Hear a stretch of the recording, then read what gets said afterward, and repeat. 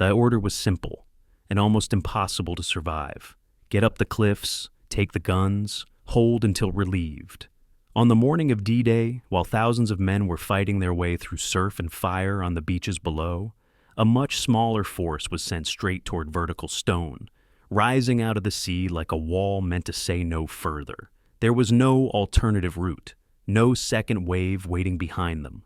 If they failed, entire sections of the invasion could collapse before they truly began. These were the Rangers.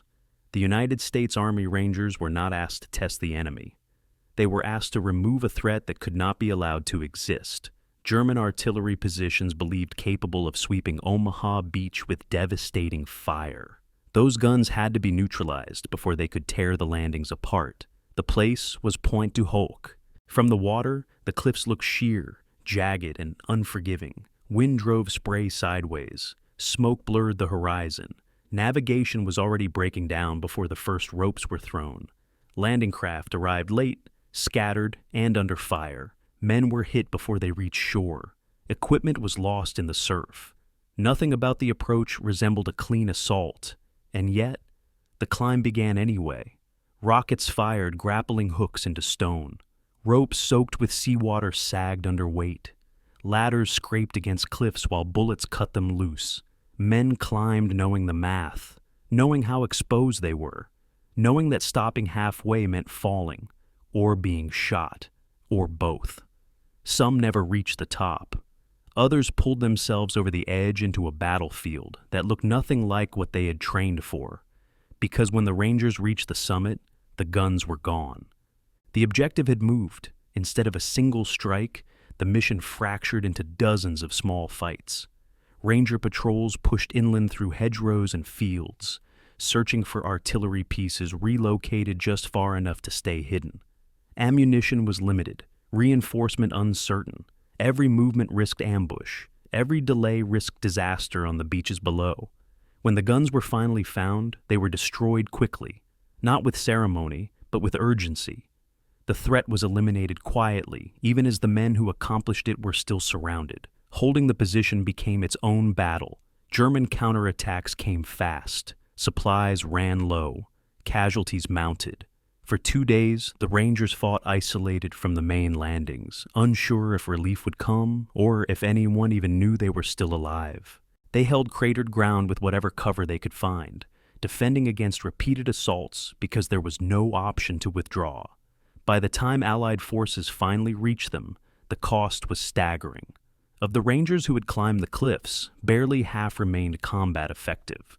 The ground they held was shattered. The mission was complete, but only just. The Rangers at D-Day mattered not because they were many. They mattered because they were placed where failure was not survivable. They show us what modern war demands at its sharpest edge. Small units, impossible orders, and decisions made knowing there may be no way out except forward. Their fight was vertical, isolated, and unforgiving. And it protected thousands who never knew how close disaster came.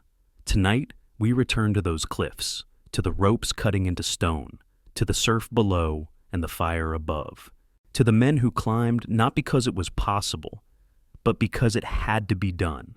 This is the story of the Rangers at D-Day. And before we continue, let me pause for a moment and hear from you. Where in the world are you tuning in from right now? And what time is it for you there? Is this part of a late-night wind-down, an early morning listen, or a quiet moment carved out just for history? And if these long, immersive journeys into the past help you slow down, focus, or feel grounded, I hope you'll consider subscribing. Every subscription helps keep this calm, in-depth style of storytelling alive. If this feels like a place you'd like to return to, then stay with me. Settle in. This is the story of the Rangers at D-Day. The photographs lay spread across the mahogany table in a manor house outside Dorchester, England, on the 15th of May, 1944. Aerial reconnaissance images showed cliffs rising 100 feet from the English Channel, their faces pocked with German fortifications. Lieutenant Colonel James Earl Rudder, a 34-year-old former Texas Land Commissioner turned battalion commander, studied them with the kind of quiet intensity that made junior officers nervous. The target was Pointe du Hoc, a promontory jutting into the sea between the two American landing beaches designated Utah and Omaha. 6 massive artillery pieces sat atop those cliffs, guns capable of raining destruction on both invasion beaches simultaneously. The mission briefing had just delivered an impossible directive: climb those cliffs under fire, destroy those guns, and do it within 30 minutes of landing. The room fell silent as the intelligence officer explained what those 6 guns could do. They were French-made 155mm GPF guns, captured when France fell in 1940, now turned against the Allies. Each gun had a range of 25,000 yards, nearly 14 miles, enough to reach both invasion beaches and everything in between.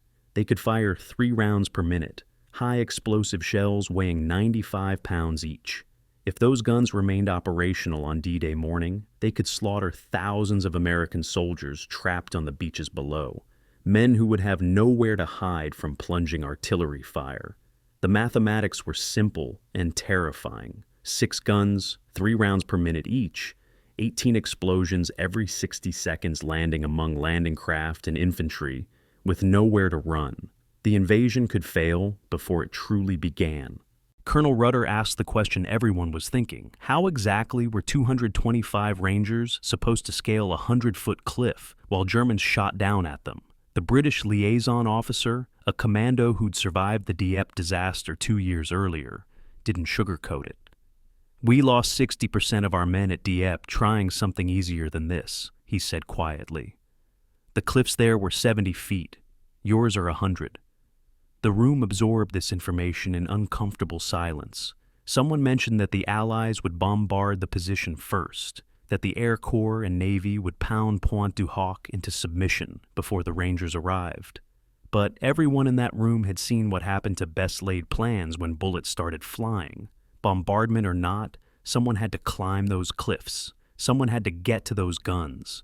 The preparations had begun weeks earlier at Swanage, on the Dorset coast, where cliffs of similar height offered training grounds for what the British called vertical assault. The Rangers practiced with ropes, grappling hooks, and extension ladders borrowed from the London Fire Brigade, mounted on amphibious trucks called DUKWs. On one April morning, during a practice climb, a hemp rope snapped under the weight of 3 men. The first Ranger managed to grab an outcropping. The second caught a rope 6 feet down. The third fell 60 feet into the cold Atlantic water, his scream cut short by impact. He survived, barely, pulled from the water with a shattered pelvis and punctured lung.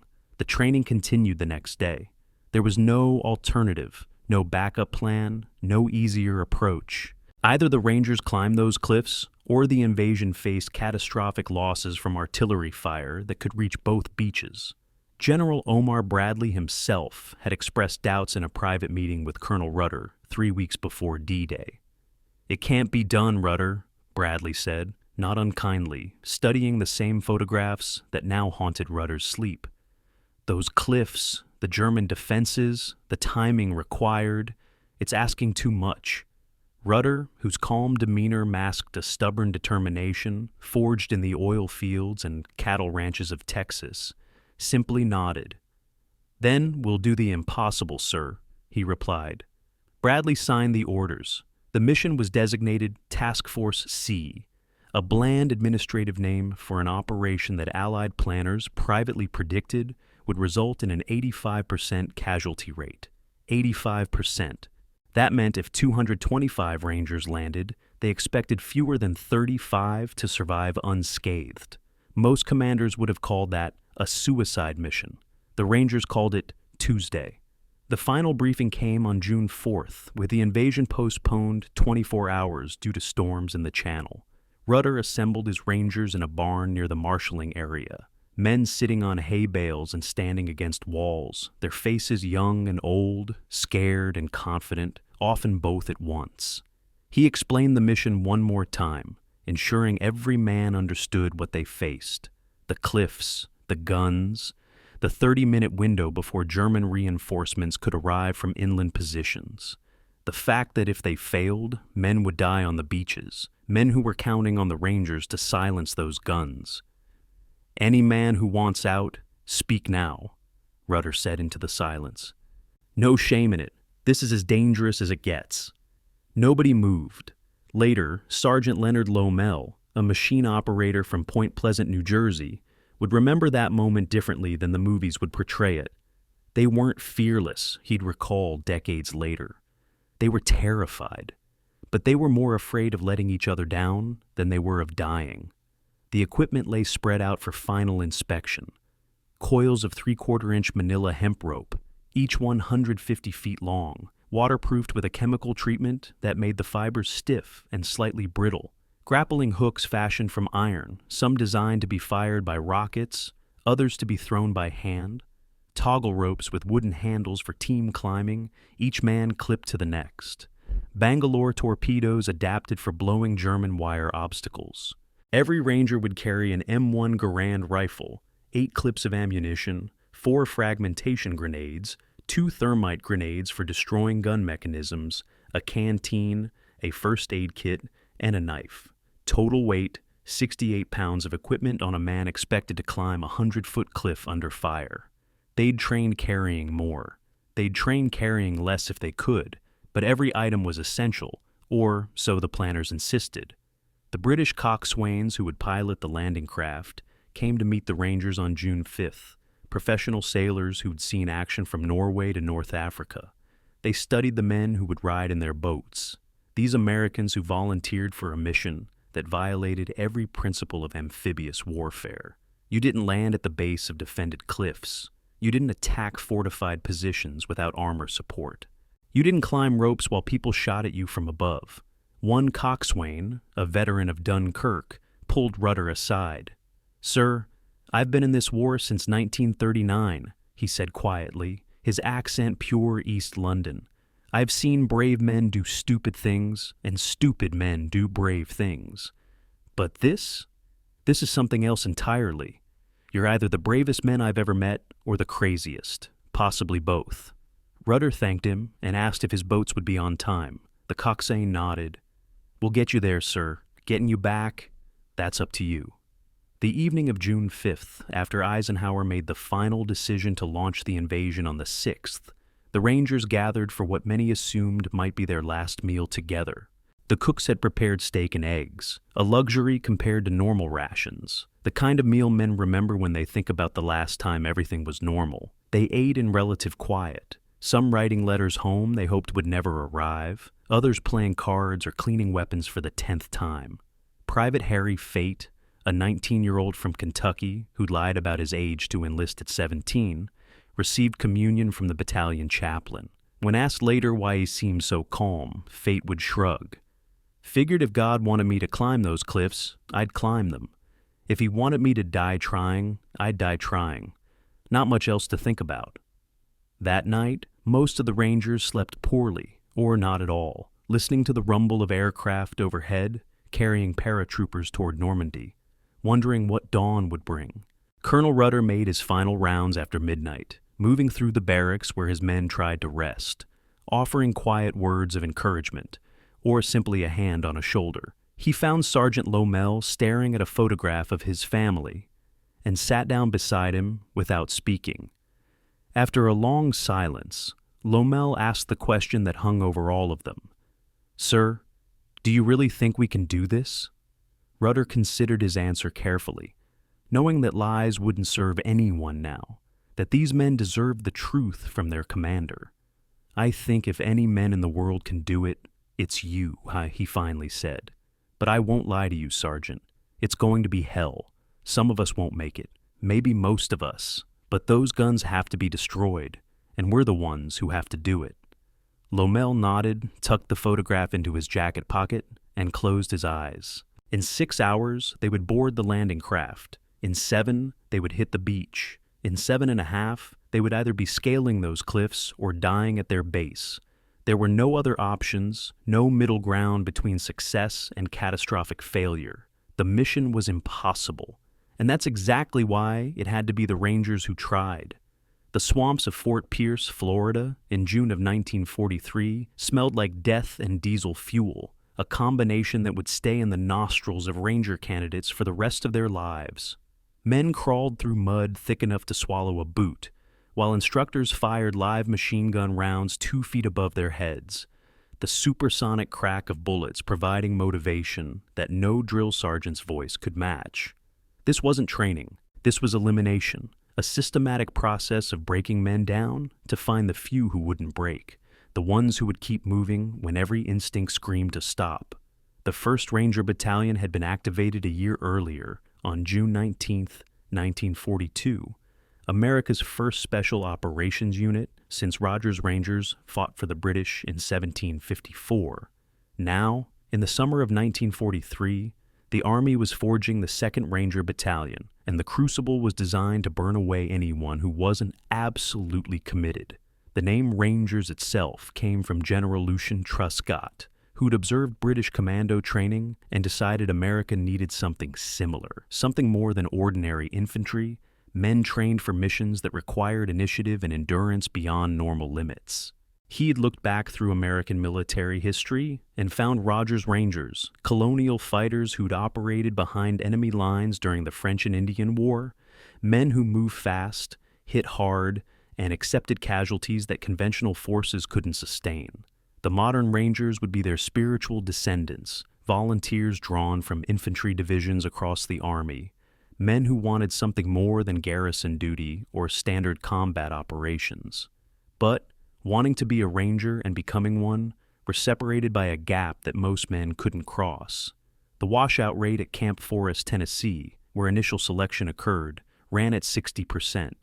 6 out of every 10 volunteers went back to regular infantry, broken by physical standards that seemed designed to be impossible. The physical requirements weren't arbitrary sadism, though they felt that way to men vomiting after their 3rd consecutive 5-mile run of the day. Every standard had been calibrated based on what British commandos could do. Fighters who'd proven themselves in Norway, France, and North Africa. 5 miles in 35 minutes with full combat load. 100 push-ups without stopping. 20 pull-ups with proper form. 100 sit-ups in 2 minutes. Hand-to-hand combat against fresh opponents while exhausted. Swimming a mile in full uniform. Climbing ropes hand over hand while carrying a rifle. The logic was simple. If you couldn't do these things on a training field in Florida, you certainly couldn't do them on a cliff in Normandy while people tried to kill you. Major William Darby, who commanded the 1st Ranger Battalion and helped design the training program, had learned from the British that special operations weren't about superhuman soldiers. They were about ordinary men pushed to their absolute limits and then pushed further.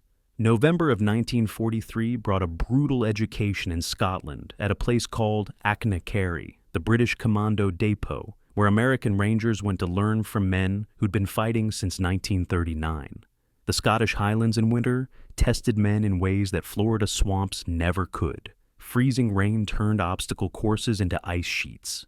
Rivers ran so cold that immersion for more than 3 minutes risked hypothermia. Live fire exercises used real ammunition, and casualties were accepted as the cost of realistic training. Lord Lovat, the British commando leader whose men would land on Sword Beach on D-Day, personally supervised portions of the American training. He was ruthless in his assessments, sending men back across the Atlantic if they couldn't keep pace with his commandos.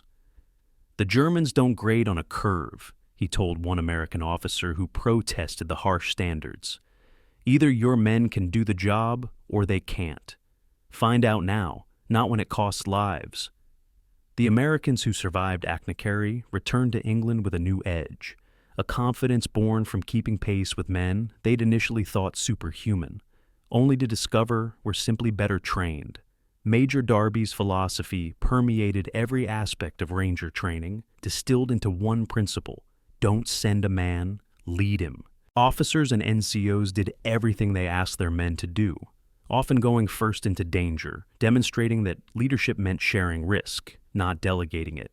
Darby himself, a West Point graduate who could have held a safe staff position, led from the front in every Ranger action from North Africa to Anzio. His training methods reflected this ethos. When teaching knife fighting, he didn't lecture from a podium. He stepped into the sawdust ring and fought his own men, sometimes getting cut in the process, always making the point that combat was personal and brutal and required total commitment. One training session left him bleeding from a gash on his forearm, blood dripping onto the sawdust, while he continued the lesson. "Pain is temporary," he told the assembled Rangers, wrapping his arm without pausing. "Death is permanent. Learn to ignore one so you can avoid the other." The skills they learned went beyond physical endurance into tactical innovation that would prove critical at Pointe du Hoc. Cliff climbing became a specialized art, practiced first on quarry walls in Tennessee, then on the White Cliffs of the Isle of Wight in January of 1944. The British had developed toggle rope techniques during commando raids on Norwegian fjords, methods for linking climbers together so that if one man fell, others could hold him. The Americans adapted these techniques, adding their own innovations born from trial and error. They learned to climb in darkness, finding handholds by feel, moving in silence to avoid detection. They practiced with wet ropes, discovering that waterlogged hemp lost 40% of its strength and became slippery enough to slip through gloved hands. They learned to throw grappling hooks accurately, to estimate distances by eye, to secure anchors in rock faces that wouldn't hold under test pulls.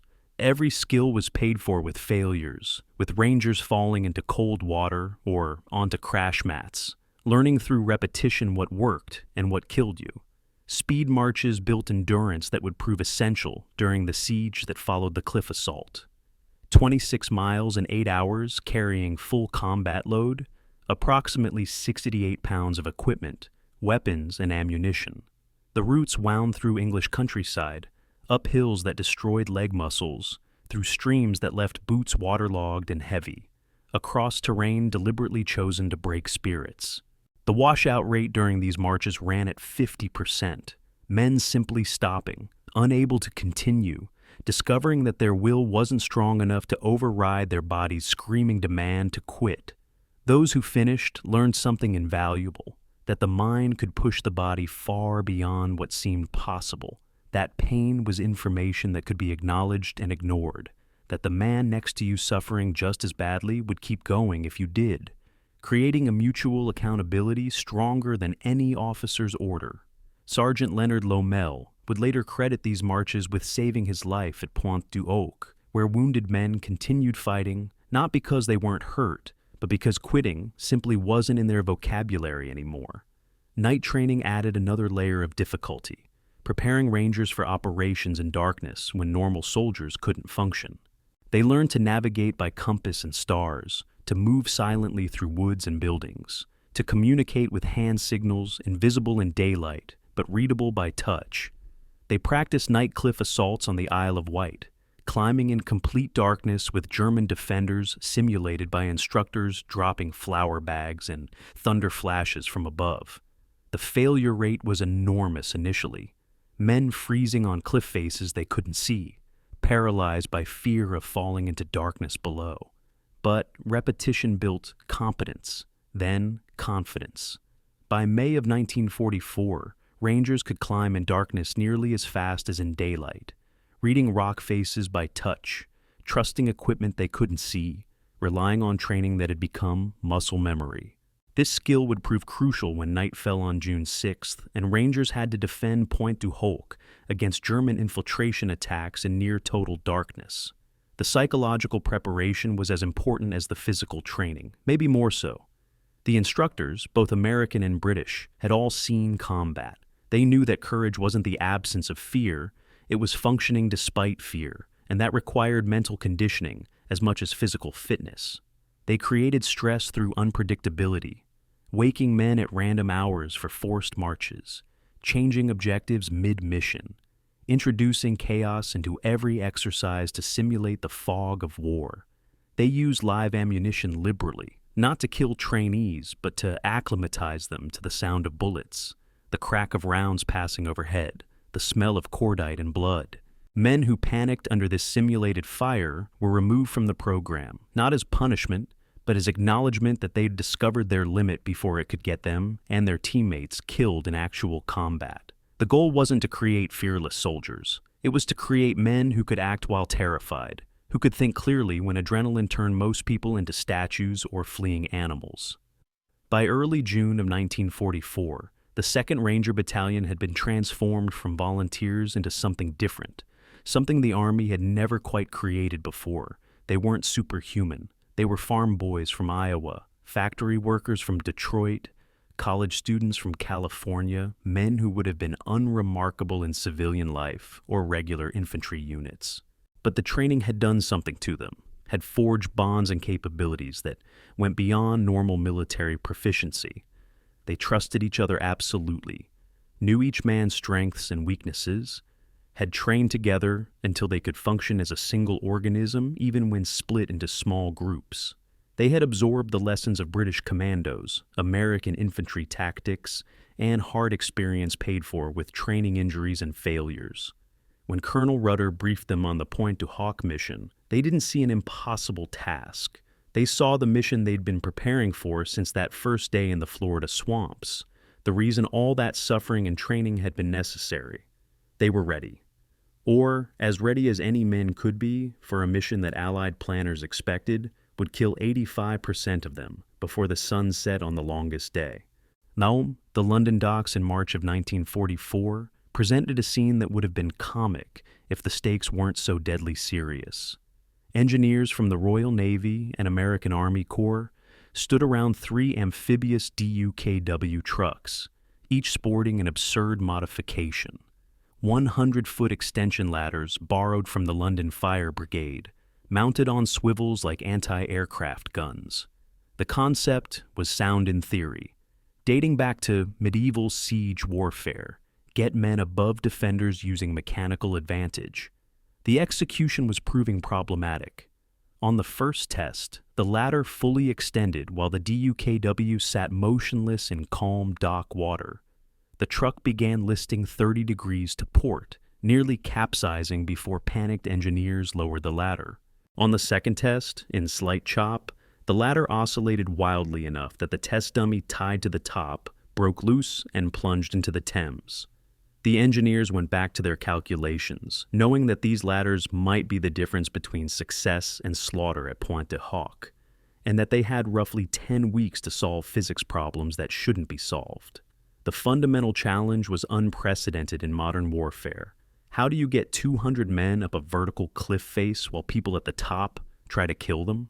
History offered few answers. Medieval sieges used ladders, but defenders weren't shooting automatic weapons and throwing grenades.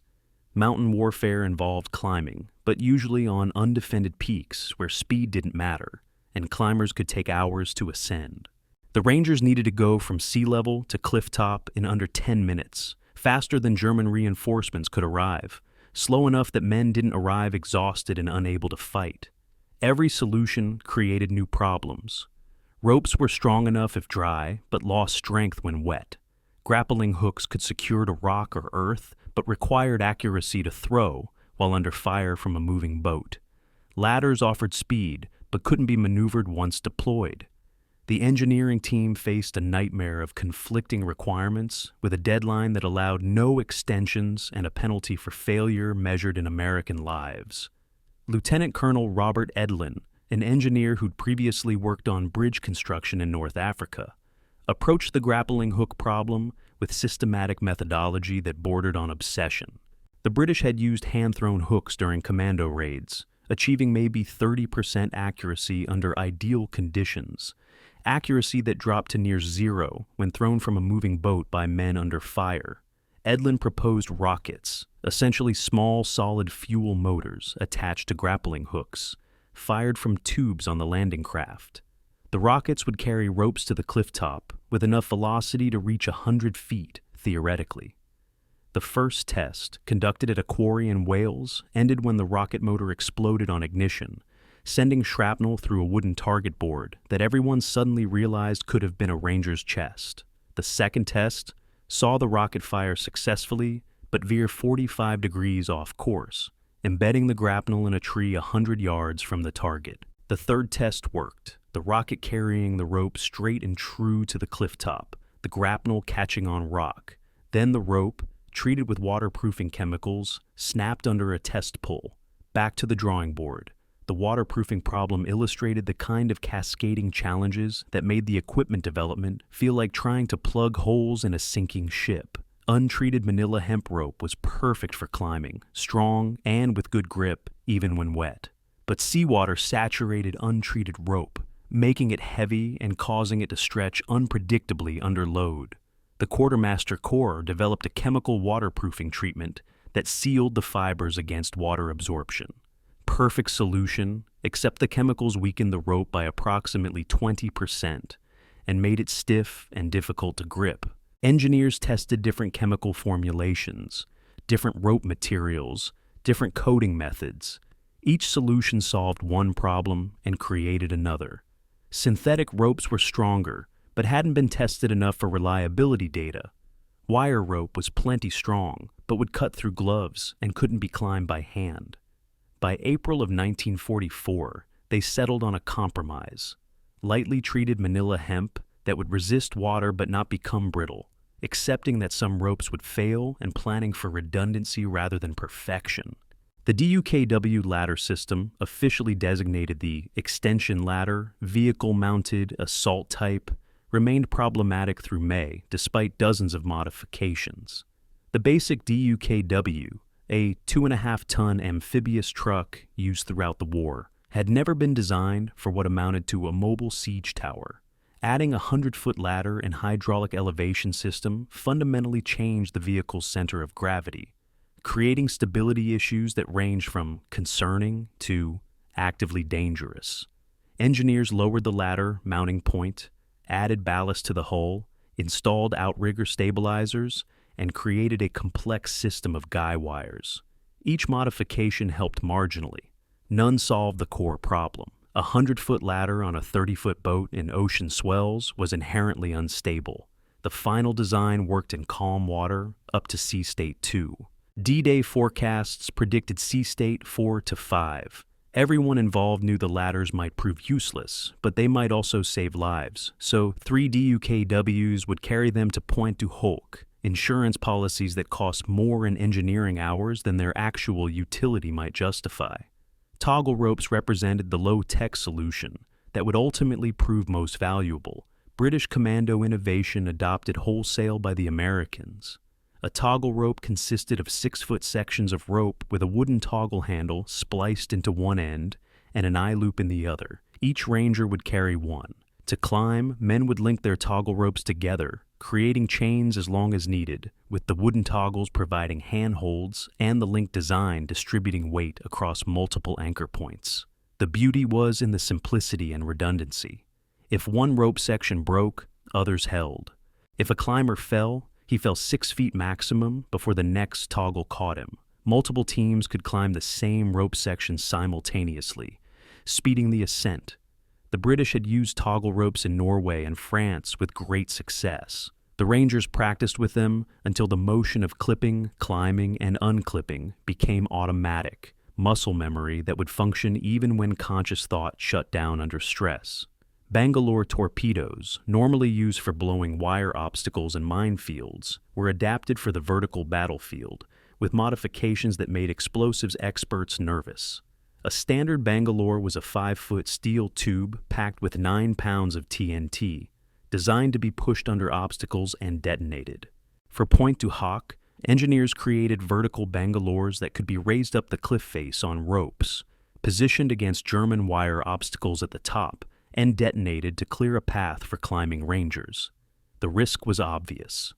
Explosives hanging on ropes above men who were also climbing ropes. All of this while Germans shot at everyone, created opportunities for catastrophic accidents. Training exercises saw 2 premature detonations, one that wounded 3 rangers with shrapnel despite being a simulation with reduced charges, another that cut a climbing rope and sent a ranger plunging 20 feet into a crash mat.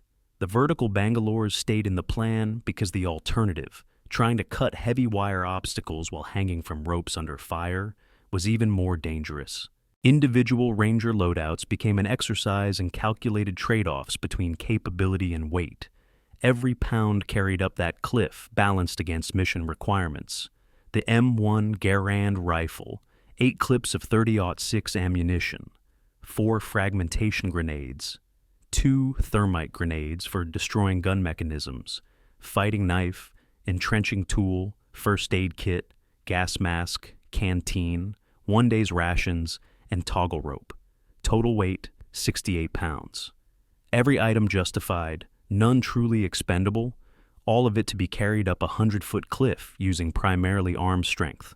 Planners considered allowing Rangers to leave gas masks behind, unlikely that Germans would use chemical weapons.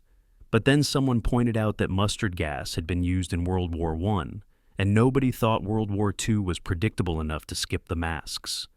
The gas masks stayed. Weight stayed at 68 pounds. Rangers trained carrying more to build strength, but would climb carrying exactly what they'd need to fight once they reached the top. Lewis machine guns mounted on ladder sections represented the kind of creative desperation that characterized the entire equipment development process. Someone, the historical record doesn't clearly attribute the idea, suggested that suppressive fire during the climb might help Rangers survive the ascent. But how do you provide suppressive fire while climbing? The solution was to mount Lewis guns, air-cooled machine guns left over from World War I, on ladder sections that would be raised as men climbed. Designated gunners would fire upward at the cliff top, not aiming precisely but forcing German defenders to keep their heads down. The first test nearly killed the gunner when recoil from the upward-firing gun shifted the ladder and dumped him into the water. After modifications to stabilize the mount and restrict the firing arc, the system worked marginally well, though everyone acknowledged it was more psychological than tactically effective. Germans shooting straight down had enormous advantages over Rangers shooting straight up while hanging from ladders. But marginal advantages might mean the difference between 70% casualties and 85%. And at that scale, margins mattered. The final equipment inspection on June 5th, 1944, revealed the kind of last-minute problem that made officers question whether the universe actively opposed their plans. The ropes stored in damp conditions aboard ship for the cross-channel voyage had absorbed moisture despite waterproofing treatment. Not enough to make them obviously wet, but enough that engineers testing tensile strength found they had lost approximately 15% of rated capacity. Too late to replace them. Too late to redesign the mission. Colonel Rudder, informed of the issue, asked the direct question: would the ropes hold? The engineer, a captain who'd been working on this equipment for 8 months, answered honestly, probably, most of the time. Not exactly reassuring, but this entire mission was built on probably and most of the time, and if everything goes right, which it won't. The ropes were loaded onto landing craft alongside the rockets and ladders and Bangalores, an arsenal of innovation that had cost hundreds of thousands of dollars and thousands of engineering hours, all for a mission that would last less than an hour. Some of it would work, some would fail spectacularly. None of it had ever been tested in actual combat. In 12 hours, 225 Rangers would discover which innovations were brilliant and which were deadly mistakes, learning the difference between engineering theory and combat reality in the most unforgiving classroom imaginable. Sergeant Leonard Lomel sat in the dim light of the barracks at Dorchester on the evening of June 5, 1944, writing a letter he hoped his mother would never receive. He was 24 years old, a machine operator from Point Pleasant, New Jersey, a town of 8,000 people where everyone knew everyone, and Friday night meant high school football. He'd worked at the General Motors plant in Trenton before the war, decent money, predictable hours, a future that involved marriage and children and backyard barbecues. Now he was writing to his mother about things he couldn't mention, the mission, the cliffs, the guns, telling her instead about the weather and the English countryside and how much he missed her cooking. Between lines, the real message was simpler. If you're reading this, I didn't make it. And I want you to know I wasn't scared, even though I am. He sealed the envelope, addressed it carefully, and placed it in the pile that would be mailed only if he didn't return. Around him, other Rangers performed similar rituals, last letters that might be final words, preparations for death that young men shouldn't have to make. First Sergeant Robert Big Stoop Petty stood 6 feet 4 inches tall, a Texas football player who dominated high school athletics before the war, made such things seem trivial. He was 35 years old, ancient by Ranger standards, a man who could have avoided infantry service entirely with his age and his skills as a machinist. Instead, he'd volunteered for the Rangers, survived the training that broke men half his age, and earned respect through competence rather than commanding it through rank.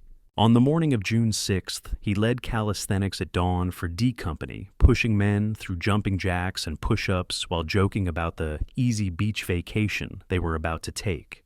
The humor was forced, everyone knew it, but it served a purpose. If Big Stoop wasn't worried, maybe there was no reason to worry. Or maybe he was just better at hiding fear than the 19-year-olds trying to match his push-up count. Later, much later, survivors would remember Big Stoop's laugh that morning, the way he made imminent death seem like just another training exercise, nothing they hadn't handled before. Lieutenant George Kirchner, 25 years old, from Pennsylvania coal country, reviewed cliff-climbing assignments with his platoon while chain-smoking Lucky Strike cigarettes, ash falling on the maps spread across a footlocker. He was the kind of officer who'd earned respect through shared hardship rather than academy credentials, having come up through ROTC and learned leadership in the field rather than from textbooks. His platoon assignments reflected months of observation, knowing which men climbed fastest, who could keep their head under fire, which partnerships worked because the men balanced each other's weaknesses. Private Johnson climbs well, but panics in confined spaces. Pair him with Corporal Davis, who stays calm in bunkers. Sergeant Williams is fearless but reckless.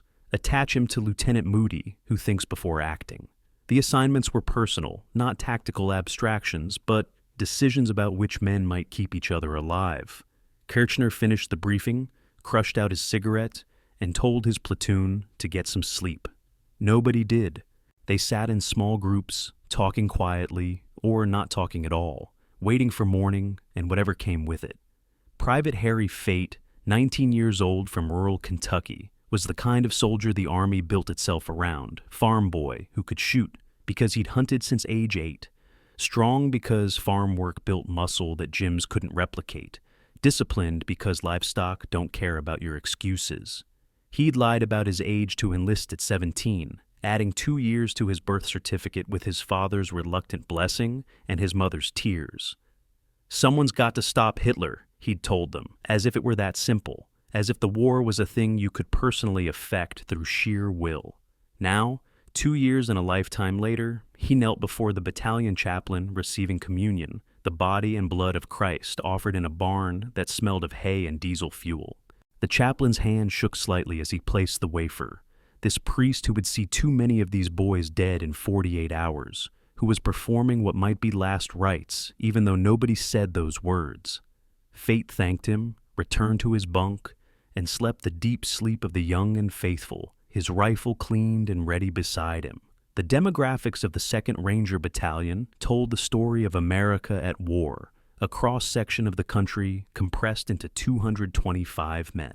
The average age was 22, though that average concealed extremes, 17-year-olds who'd lied to enlist alongside 35-year-olds who'd fought in World War I. They came from 42 states, every region and background, farmers and factory workers, college students and coal miners, men whose peacetime paths would never have crossed except that war erased such distinctions. 40% had worked in agriculture or manual labor. 30% were students when Pearl Harbor happened. 15% had skilled trades. What united them wasn't background but choice. Every single one had volunteered, first for service, then again for the Rangers, then again by not quitting during training that offered multiple opportunities to return to regular infantry. They'd chosen this repeatedly until choosing became identity. The training casualties from the previous year haunted the veterans of that process. 12 Rangers killed in accidents before seeing combat. Men who died learning to climb cliffs or swim in heavy seas or jump from aircraft. Their names were spoken quietly on June 5th, reminders that this wasn't a game, that the mission hadn't even started, and already the battalion had paid in blood. Private First Class Michael Thompson drowned during underwater demolition training when his weight belt jammed. Corporal James Martinez killed when a rope snapped during a cliff assault exercise in Scotland. Sergeant William Anderson crushed when a DUKW overturned during amphibious training. Each death had taught lessons incorporated into tactics and equipment, hard-won knowledge paid for with lives that wouldn't see D-Day. The survivors carried that weight, knowing that those deaths meant something only if the training they had died providing made the difference between success and failure at Pointe du Hoc. Morale assessments from chaplain reports painted a complex picture, confidence bordering on cocky-tempered with realistic understanding of the odds. The chaplains, who saw men at their most vulnerable during private counseling sessions, reported that Rangers knew the mission was nearly suicidal, but believed in their training and each other enough to think they could beat the odds. This wasn't bravado or ignorance. These men had seen the photographs, heard the casualty predictions, understood that most of them would be dead or wounded within hours of landing. They went anyway because the guns had to be destroyed, because someone had to do it, and because they'd been trained for exactly this kind of impossible mission. The chaplains noted that the most common sentiment wasn't fear of death, but fear of letting down the men beside you, of failing the mission and knowing that your failure meant other Americans would die on the beaches. That kind of motivation couldn't be taught or ordered. It emerged from the bonds forged in training, from shared suffering and mutual dependence, from becoming something more than individuals. The geographic diversity of the battalion became a source of unit cohesion rather than division. Men from different regions learning each other's customs and accents, finding common ground and shared purpose. The Texas contingent taught everyone to appreciate hot sauce and exaggeration in storytelling. The Northerners introduced the Southerners to the concept of seasons with actual winter. The farm boys explained agriculture to city kids who thought milk came from factories. The college men discovered that formal education meant nothing compared to practical intelligence when the guy from Tennessee who'd never finished high school could navigate by stars and field strip any weapon blindfolded. These interactions created a culture unique to the battalion, inside jokes and shared references that bonded men across backgrounds that civilian society kept separate. By June of 1944, they weren't North and South, urban and rural, educated and working class. They were Rangers.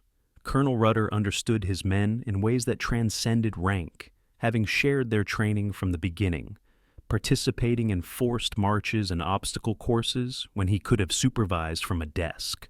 At 34, he was older than most, but young enough to keep pace, earning respect through example rather than demanding it through authority. His leadership philosophy was simple. Know your men, share their hardships. Never ask them to do something you wouldn't do yourself. On June 5th, he made rounds through the barracks, stopping to talk with small groups, checking equipment, offering quiet encouragement. With some men, he discussed tactics. With others, he talked about home, Texas ranching, families, the things they'd do after the war. With a few, he said nothing, just sat beside them in the gathering darkness, his presence saying what words couldn't. I know what I'm asking of you, and I'll be right there with you when we climb those cliffs. The final briefing before loading onto landing craft came at 0300 hours on June 6th, Rudder addressing the assembled battalion one last time. The speech wasn't about glory or nation or abstract ideals. It was about the guns, the beaches, the men who were counting on the Rangers to do their job. Those guns can slaughter thousands of Americans tomorrow morning, Rudder said quietly, his Texas drawl cutting through the diesel-scented darkness. Those men don't know our names, don't know we exist, but their lives depend on us doing what we train to do. No pressure, he added with a slight smile, drawing tired laughs from men who appreciated dark humor. We're going to climb those cliffs if it takes every damn one of us. And when we're done, those guns will be scrap metal, and every soldier on those beaches will owe their lives to this battalion. Now, let's go show the Germans what Rangers can do. They filed out to the landing craft in darkness, equipment clanking, cigarettes glowing, 225 individuals, about to become something that would be remembered for generations, though many of them wouldn't live to remember it themselves. Field Marshal Erwin Rommel stood at the edge of Pointe du Hoc in February of 1944, the wind off the English Channel whipping his greatcoat as he studied the fortifications with the critical eye of Germany's most celebrated commander. He'd arrived from inspecting defenses at Calais, where Hitler insisted the invasion would come, But Rommel wasn't so certain. Normandy's beaches offered advantages the Allies might exploit, and this promontory, jutting into the sea between two landing areas, represented a strategic position that couldn't be ignored. The guns were already in place, 6 massive French 155mm GPF pieces captured in 1940, now aimed at coordinates where Allied ships might appear. But the fortifications weren't enough. Never enough for Rommel, who'd fought the British and Americans in North Africa and knew they would come with overwhelming force. More concrete, he ordered the organization to its supervisor. More bunkers, more wire. If they want this position, make them pay for every meter in blood. The construction had begun in September of 1942, part of Hitler's Atlantic Wall, the chain of fortifications stretching from Norway to Spain, designed to make invasion impossible. Organization Tod, the Third Reich's military construction arm, had poured the initial concrete that autumn. Slave laborers and pressed workers mixing cement and laying rebar for bunkers that would house the guns. The work continued through 1943, accelerating after the Dieppe raid in August of 1942, demonstrated that Allies were willing to attempt amphibious assaults despite horrific casualties. Each gun emplacement received a casemate of reinforced concrete, walls 6 feet thick, designed to withstand naval bombardment. Around these primary positions, engineers constructed 85 pillboxes for machine guns and riflemen, 14 anti-aircraft positions for flak guns, and observation posts with commanding views of both potential landing beaches. The result was a fortress, designed by men who understood modern warfare, and built by laborers who had no choice but to build it well. Hauptmann Werner, the artillery commander, responsible for Pointe du Hoc's guns, was a professional soldier who'd served in Poland and France, a man who understood that artillery was mathematics applied to killing. He spent January of 1944 calculating fire solutions for every possible target, creating tables that would allow his gun crews to engage ships or beaches with minimal delay. Utah Beach, to the west, fell within range at coordinates that Werner's crews could memorize. Omaha Beach, to the east, was equally accessible. The space between, where ships would mass to unload troops and supplies, created a target-rich environment that made an artillery officer's mouth water.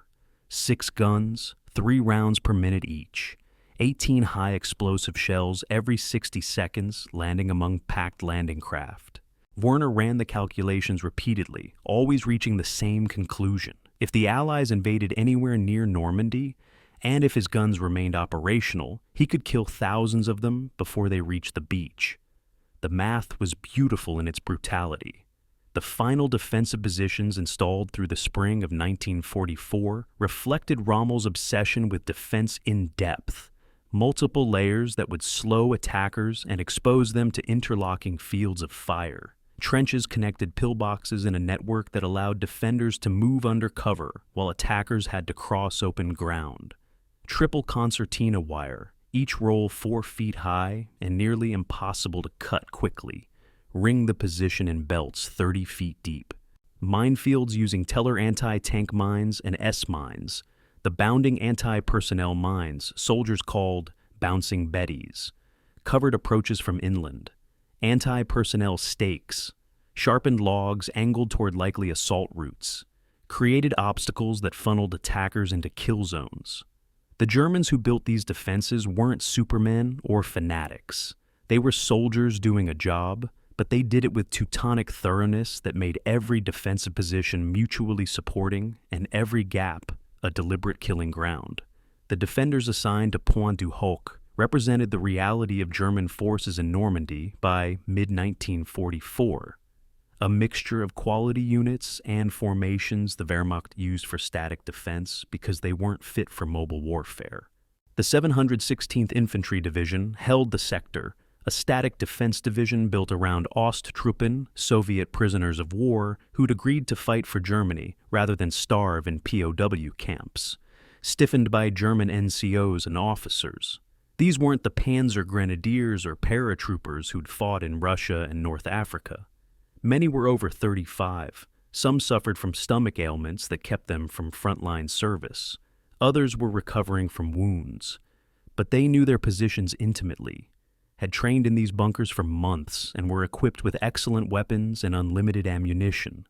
200 men held Pointe du Hoc directly, with the 352nd Infantry Division, a combat division of much higher quality, positioned inland as a mobile reserve. The obstacles surrounding Pointe du Hoc created a defensive nightmare for attackers, each layer designed to slow, channelize, and expose troops to defensive fire. The wire obstacles alone represented weeks of labor, triple-strand concertina wire staked in overlapping belts that couldn't be jumped and could only be cut slowly with heavy tools. Beneath and behind the wire, engineers had planted teller mines, circular anti-tank mines containing 11 pounds of TNT, enough to destroy a truck or maim anyone who stepped on one. Scattered among the tellers were S-mines, cylindrical mines that jumped waist-high when triggered, then detonated with 700 steel balls that could kill everyone within 30 feet. The minefields weren't mapped with precision because Rommel wanted them unpredictable, sown thick enough that any route through them risked detonation.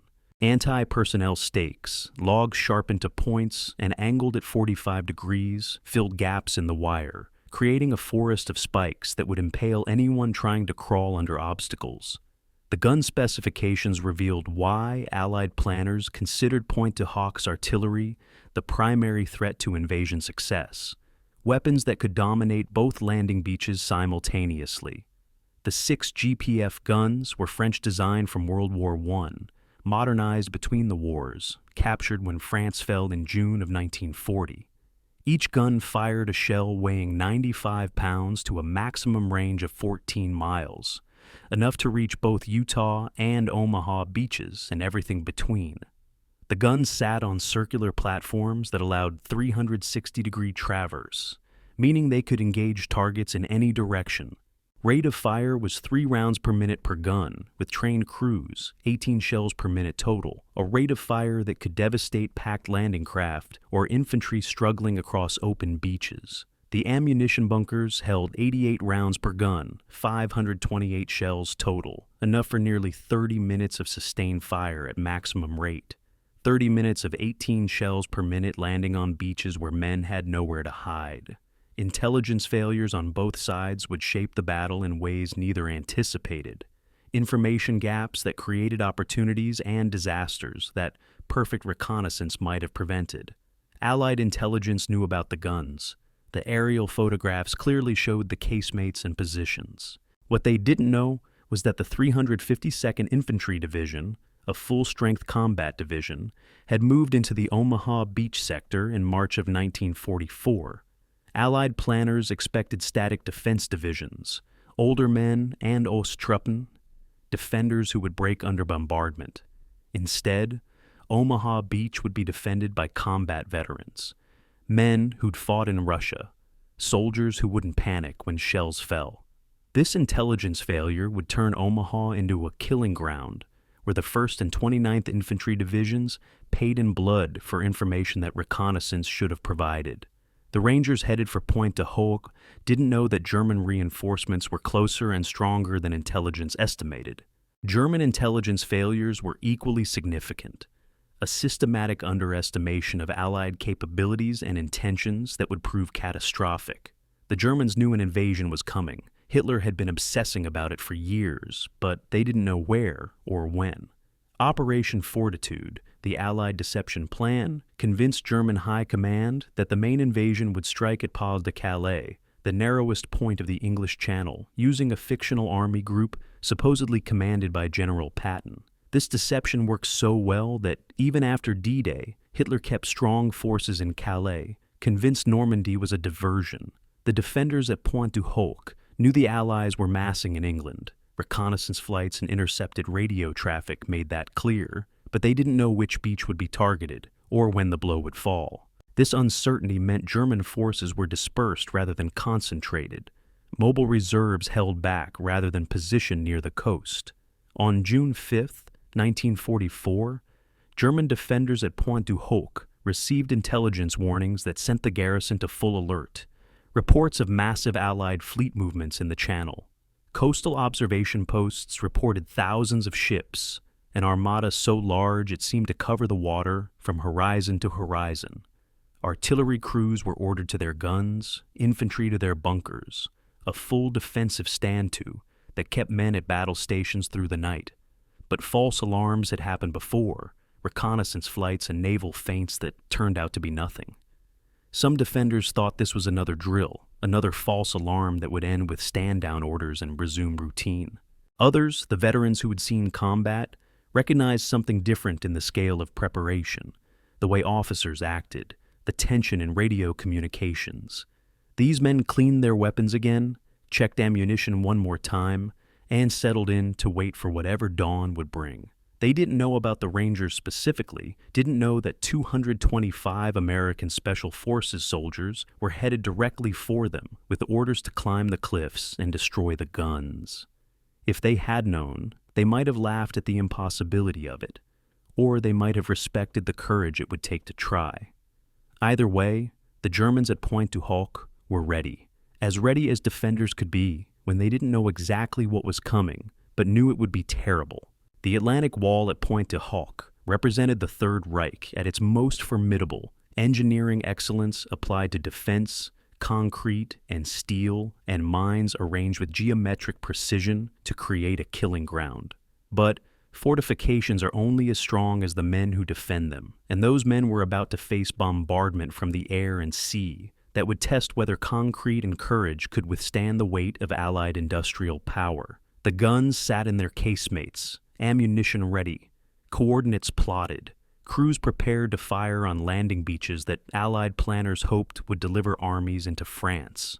Whether those guns would actually fire, whether the Rangers could reach them in time, whether the Atlantic Wall would hold or shatter under assault, all of that remained unknown as night fell on June 5th.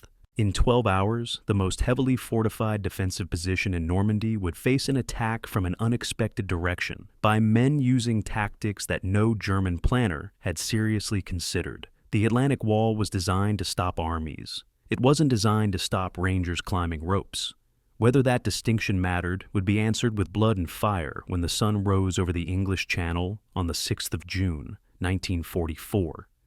The Rangers began boarding landing craft at 0400 hours on June 6, 1944, 12 miles off the Normandy coast, descending cargo nets in darkness while their transport ship rolled in swells that made the scramble nets swing wildly.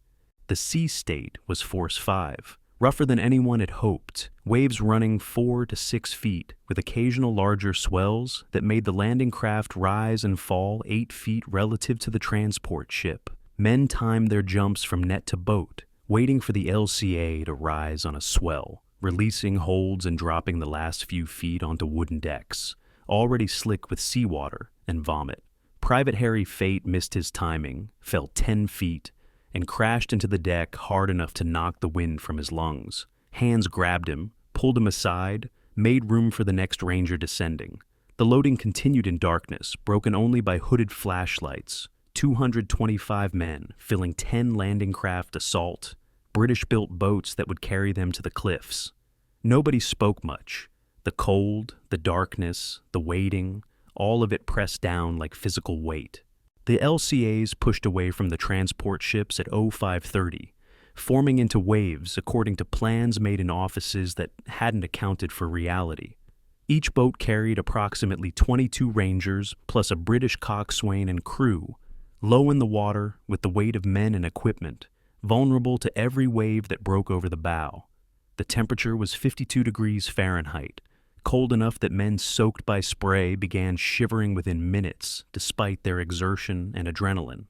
Sergeant Leonard Lomel, wedged between two other Rangers in the cramped interior of LCA-8, felt his stomach rebel against the motion, the rise and fall and sideways roll that made equilibrium impossible. He vomited over the side, discovered he wasn't alone, half his boat was doing the same. The coxswain, a British sailor who'd done this run before in exercises, shouted encouragement that was lost in wind and engine noise. They had 6 miles to cover, approximately 90 minutes of transit time if everything went perfectly. Nothing went perfectly. At 0600 hours, 30 minutes before scheduled H hour, the formation began coming apart in ways that would have been comic if lives didn't depend on precision. The lead coxswain, navigating by compass in darkness with smoke from naval bombardment obscuring landmarks, couldn't identify Pointe du Hoc. The cliffs should have been visible, a distinctive promontory jutting into the sea, but smoke and morning mist reduced visibility to hundreds of yards instead of miles. He made his best guess, turned the formation toward what he thought was the target, and headed for shore. Except he was heading for Pointe de la Percée, 3 miles east of the actual objective, a navigation error that would cascade into disaster. Behind him, 9 other landing craft followed, trusting his navigation, the blind leading the blind toward the wrong beach, while the clock counted down to H hour, and the mission schedule began disintegrating. The supply boat carrying reserve ropes and half the battalion's extra ammunition hit a mine at 0615, a massive explosion that turned the landing craft into splinters and threw bodies into the water. Rangers and nearby boats watched men they'd trained with for a year disappear into the Atlantic. No time to rescue them, no way to help, just the knowledge that 15 men were gone before a single German fired a shot. The explosion also meant loss of critical supplies, backup equipment that might have made the difference between success and failure at the top of those cliffs. The formation kept moving. Stopping wasn't an option. The dead would have to wait. The mission couldn't. German coastal battery at Pointe de la Percée opened fire at 0625, gunners spotting the landing craft formation, approaching what they thought was an attack on their position. The first shell landed 50 yards short, sending up a geyser of water that drenched LCA-3. The second shell hit LCA-860 directly, a catastrophic strike that detonated ammunition and fuel, disintegrating the boat and killing all 19 Rangers aboard instantly. Men in adjacent boats felt the concussion, were sprayed with debris and seawater and things that had been humans seconds before. The formation scattered, coxswains taking evasive action, zigzagging toward shore, while German gunners walked their fire across the water. Another shell near missed LCA-4, close enough that shrapnel ripped through the hull below the waterline. The boat began taking on water, sinking slowly but definitely, coxswain making for shore at maximum speed, in a race between distance and displacement. At 0650, 20 minutes past H hour and 3 miles east of Pointe du Hoc, someone finally identified the navigation error. A ranger officer with binoculars spotted the wrong cliff formation, realized they were attacking the wrong position, and began frantically signaling other boats. The coxswains, British sailors who knew their professional reputation was currently circling the drain, turned the formation westward, parallel to the coast, racing to reach the actual objective. This added miles to the approach, time that couldn't be recovered, delay that would prove catastrophic. The backup plan, Force B with another 3 Ranger companies waiting offshore, was supposed to divert to Omaha Beach if Rudder's force didn't signal success by 0700 hours. That deadline was 3 minutes away, and the Rangers were still 2 miles from their objective. At 0703, Force B received orders to land at Omaha instead, leaving Rudder's men alone, unsupported, attacking with 2/3 the planned force. Colonel Rudder's landing craft, in the lead now after the reorganization, finally identified Pointe du Hoc through clearing smoke at 0705. The cliffs rose ahead, distinctive and terrible, gray-white chalk and clay rising 100 feet from surf that broke white against the base. German positions at the cliff top were visible now, concrete bunkers and the dark mouths of firing ports. Defenders who'd had an extra 40 minutes to prepare since H hour passed. Naval bombardment had pounded the position as planned, but from the boats it was impossible to tell how effective it had been. Smoke and dust obscured details. What was clear was that the cliffs were intact, 100-foot walls of rock and clay that had to be climbed while defenders shot down from above. Rudder checked his watch. 0708, 38 minutes late. Every minute of delay gave Germans more time to prepare, moved reinforcements closer, reduced the element of surprise to nothing. They were going to climb those cliffs, but instead of surprising defenders still stunned from bombardment, they'd be climbing into the teeth of an alerted enemy who'd been waiting for them. The final approach to the cliff base, the last 300 yards, became a gauntlet of small arms fire and obstacles nobody had briefed. German infantry at the cliff top opened fire with machine guns and rifles, tracer rounds walking across the water toward the landing craft. The boats were too far out for accurate rifle fire, but machine guns firing on fixed lines could achieve hits through volume, enough bullets in the air that some would connect with targets. LCA-7 took rounds through the wooden hull, splinters flying, one Ranger hit in the leg, another in the shoulder. The coxswain kept the throttle wide open, bouncing through swells, spray mixing with bullets. The kind of approach that turned seconds into hours and made men pray to gods they'd forgotten since Sunday school.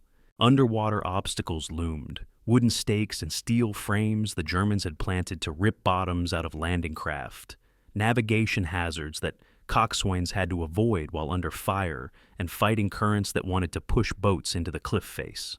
At 0708 precisely, 48 minutes after the Rangers should have landed according to the mission plan, the first LCA grounded at the base of Pointe du Hoc.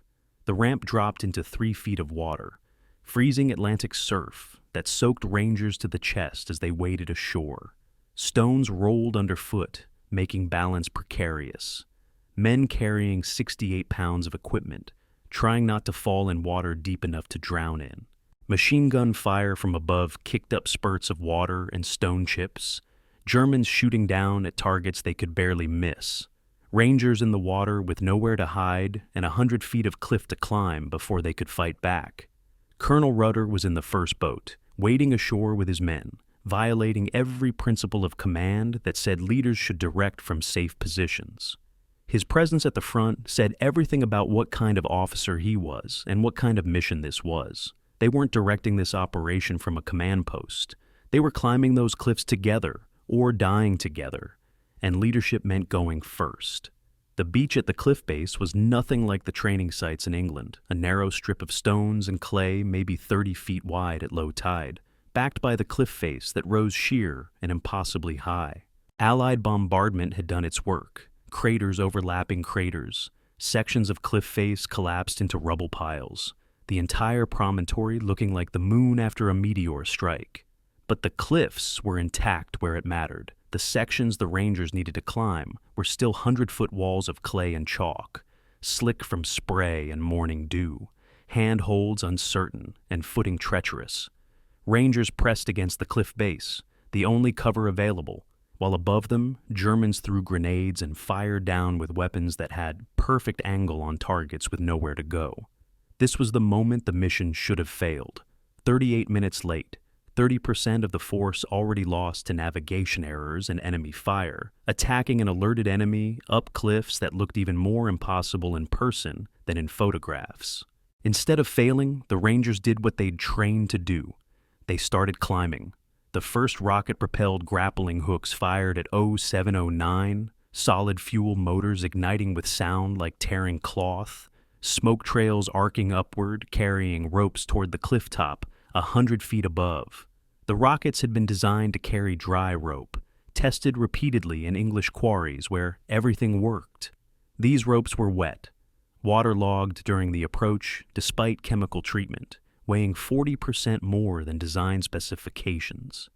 3 rockets fired, 3 ropes rose, 3 grappling hooks tumbled back down as the overweight ropes pulled them short of the cliff top.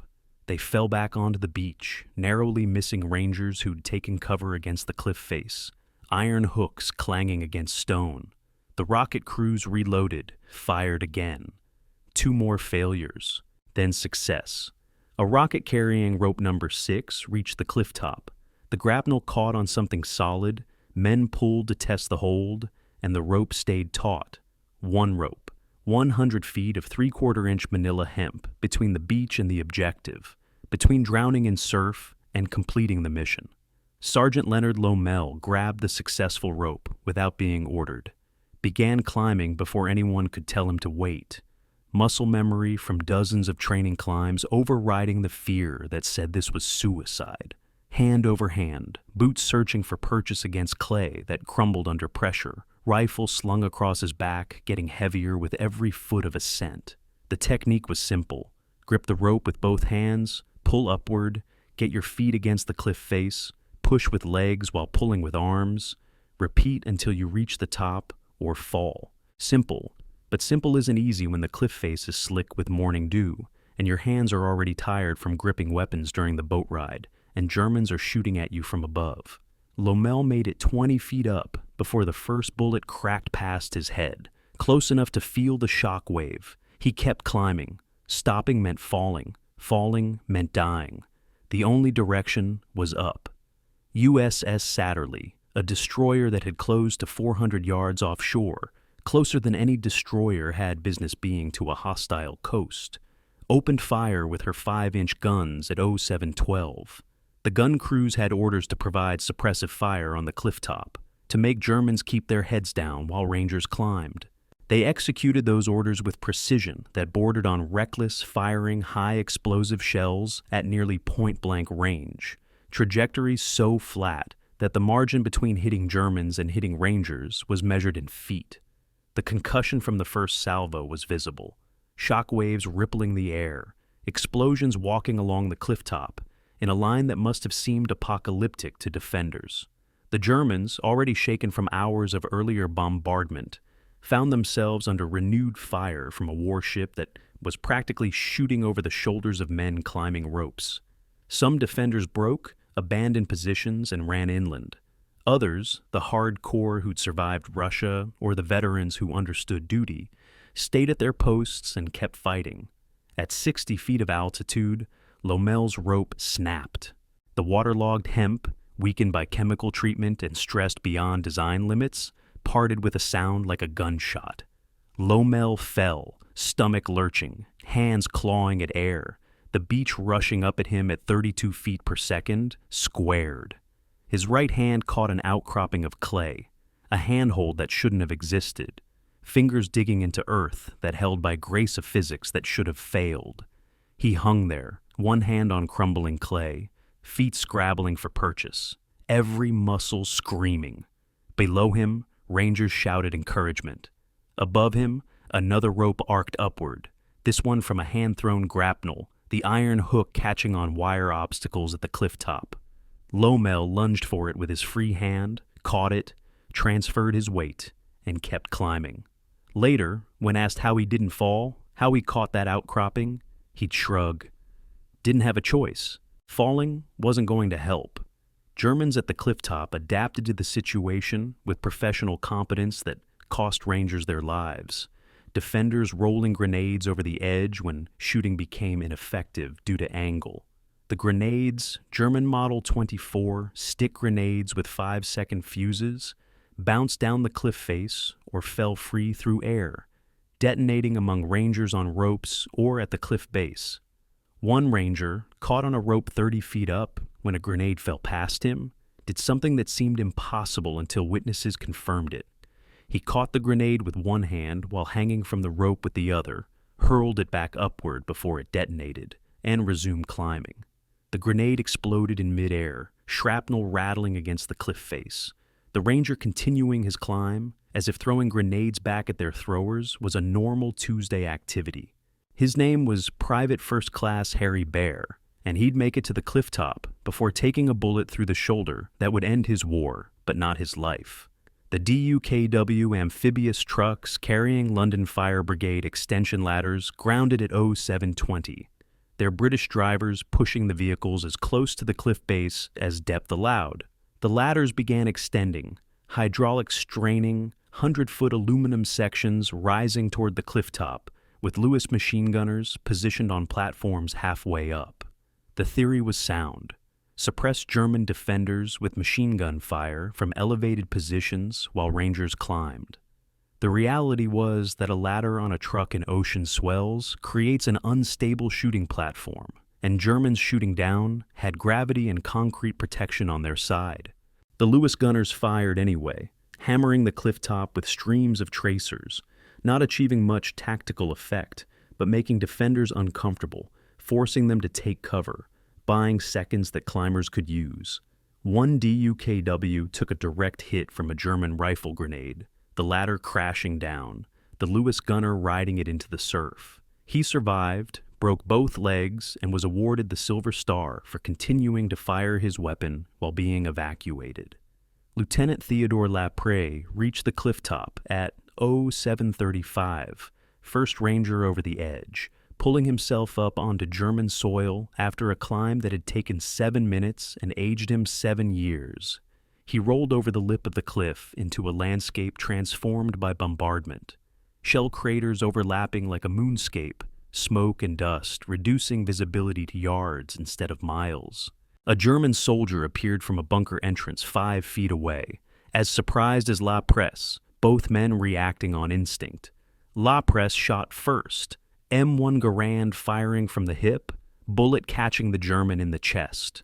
The German's return fire went wide but close enough that La Presse felt the bullet tug his jacket. He dropped into a crater, adrenaline flooding his system, hands shaking but functional. Below him, more Rangers were reaching the top, forming a perimeter, fighting their way inland from the cliff edge. They'd made it, against odds that Allied planners had said were impossible, against delays and equipment failures and Germans who'd had 40 minutes to prepare. The Rangers had climbed those cliffs. The climbing phase lasted 37 minutes from first rope launch to last Ranger over the top, though it felt like hours to men on the cliff face and seconds to men at the base waiting their turn. Casualty statistics from those 37 minutes told the story in numbers. 15 Rangers killed during the climb, most by grenades or falls, 30 wounded but still climbing, leaving approximately 180 men reaching the cliff top from the original 225 who'd left England. The casualty rate during the climb alone was 20%, losses that would cripple most units, accepted by the Rangers as the price of doing business. They'd trained knowing that climbing under fire would be lethal. They'd done it anyway because the mission required it, because those guns had to be destroyed, because turning back was never an option that existed. The ropes that had carried Rangers up the cliff hung slack now, some cut by German defenders, others simply abandoned as climbers reached the top and moved inland. They swung in the wind, testament to engineering that mostly worked and courage that definitely did. Some ropes had failed, waterlogged hemp parting under stress, dumping Rangers into the surf or onto the beach. Others had held against loads they weren't rated for. Wet ropes supporting multiple climbers when design specifications said 1 man maximum. The rocket-propelled grapnels had achieved roughly 40% success rate, below the 60% predicted by testing, but high enough that sufficient ropes reached the top to allow the climb. The hand-thrown grapnels, backed by Ranger arm strength and desperation, had actually outperformed the rockets, achieving better accuracy in the chaos of combat than sophisticated technology had managed. The cliff face itself, scarred by bombardment and torn by climbing Rangers, would remain a monument to what had just occurred, physical evidence of the impossible made real. Clay and chalk bore the marks of hundreds of boots, handholds torn from the face where men had clawed their way upward. Spent brass from German weapons littered the cliff top, evidence of how much fire had poured down on climbers. Blood marked the ropes, the cliff face, the beach below, biological evidence of the price paid for 100 feet of vertical gain. Photographers would arrive in days to document the scene, images that would define the Ranger legend. Ropes hanging down impossible cliffs, craters at the top where guns should have been, evidence of a battle that rewrote the rules of amphibious warfare. But in the moment, at 07:45 on June 6, 1944, there was no time for reflection or documentation. The Rangers had climbed the cliffs. Now they had to find those guns and destroy them before German reinforcements arrived. The hard part they were about to discover was just beginning. The view from the cliff top at 07:45 on June 6th defied description in conventional military terms. A landscape so thoroughly destroyed by Allied bombardment that standard tactical maps became meaningless. Approximately 135 bomb craters overlapped across 8 acres of fortification, each crater 20 to 30 feet in diameter and 10 to 15 feet deep, rim edges touching rim edges like a photograph of the actual moon. HMS Texas and USS Arkansas, American battleships firing 14-inch guns from miles offshore, had delivered 698 shells onto this single position during the pre-invasion bombardment. B-26 medium bombers had added 1,300 tons of high explosives, enough tonnage to crater a football field 20 feet deep. The result was terrain that bore no resemblance to the aerial photographs Rangers had studied, a maze of holes and rubble piles where buildings and bunkers had stood, navigation requiring dead reckoning because landmarks no longer existed. Smoke from burning material and dust from pulverized concrete reduced visibility to 50 yards, turning the battle space into a series of isolated engagements where men fought enemies they often couldn't see clearly. Sergeant Lomel, reaching the clifftop in the first wave of climbers, took 3 seconds to process what he was seeing, then shifted mental gears from climbing mode to combat mode with the kind of adaptability that separated Rangers from regular infantry. The German fortifications he had seen in reconnaissance photos were rubble now. Concrete bunkers cracked open like eggs, rebar twisted into abstract sculpture. But Germans were definitely still present. Rifle fire cracking from a pillbox 50 yards inland. Machine gun bursts from a trench system that somehow survived bombardment. The Rangers needed to clear these positions before they could search for the guns. Had to fight through defenders who knew this terrain intimately despite its transformation. Lomel hand-signaled his squad, 4 men who'd trained together for a year, communication requiring no words. They moved out in a 3-man fire team pattern, 1 man advancing while 2 provided covering fire, bounding from crater to crater, closing distance on the pillbox that was spitting bullets in their general direction. The concrete casemates that should have housed the 6 massive guns stood empty. Massive concrete structures 6 feet thick, designed to protect artillery from naval bombardment. Each one vacant except for wooden poles roughly the size and shape of artillery barrels. The deception was crude but effective at distance. Aerial reconnaissance having photographed these telephone poles and reported them as actual guns. Lieutenant Kirchner, leading his platoon toward the nearest casemate, felt his stomach drop when he saw the empty interior, the implications cascading through his tactical brain. If the guns weren't here, the entire mission premise was wrong, but orders were orders. Secure the position, find the guns, destroy them.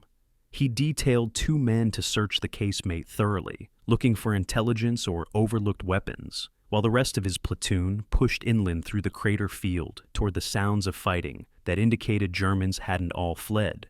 German counterattacks came piecemeal rather than coordinated, small groups of defenders emerging from intact bunkers or inland trenches, launching attacks that were more desperation than tactics. The 716th Infantry Division, troops defending Pointe du Hoc, had suffered through the bombardment that created this moonscape. Hours of high explosives falling from sky and sea. Concussion waves that burst eardrums and collapsed bunkers. Many had fled.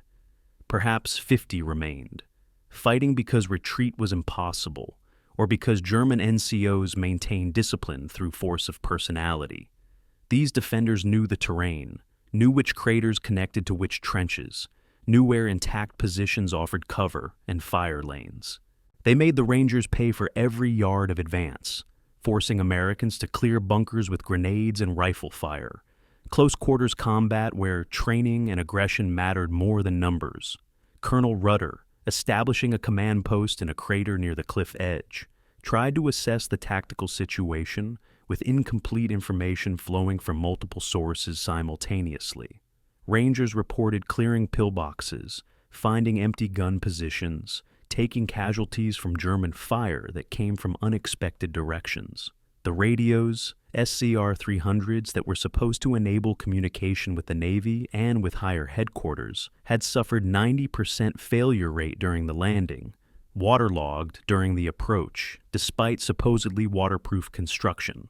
Rudder had 1 working radio and intermittent contact with USS Satterlee offshore. He sent his first situation report at 0800 hours, reached cliff top, consolidated position, encountering resistance, guns not in primary positions, searching. The message was optimistic. In reality, he had approximately 180 Rangers, combat effective. No contact with Force B that should have reinforced him, Germans counterattacking from multiple directions, and no idea where 6 massive artillery pieces had disappeared to. The bunker-to-bunker fighting developed its own brutal rhythm, Rangers adapting tactics from training to reality, with modifications born from necessity. The standard procedure for clearing a German bunker was to approach from the blind side, throw fragmentation grenades through firing slits or doors, wait for detonation, then enter with rifles ready to shoot anything that moved. This worked when bunkers were isolated and approach routes were covered by friendly fire. In the crater field of Pointe du Hoc, standard procedures often got men killed. Approach routes were exposed to fire from unexpected angles. Bunkers connected to trenches that allowed defenders to escape grenades, then counterattack from different positions. Rangers learned quickly, adapting on the fly, using thermite grenades that burned at 4,000 degrees to force Germans out of positions where fragmentation grenades could be endured. The thermite grenades had been brought to destroy gun mechanisms. They worked equally well at making concrete bunkers uninhabitable.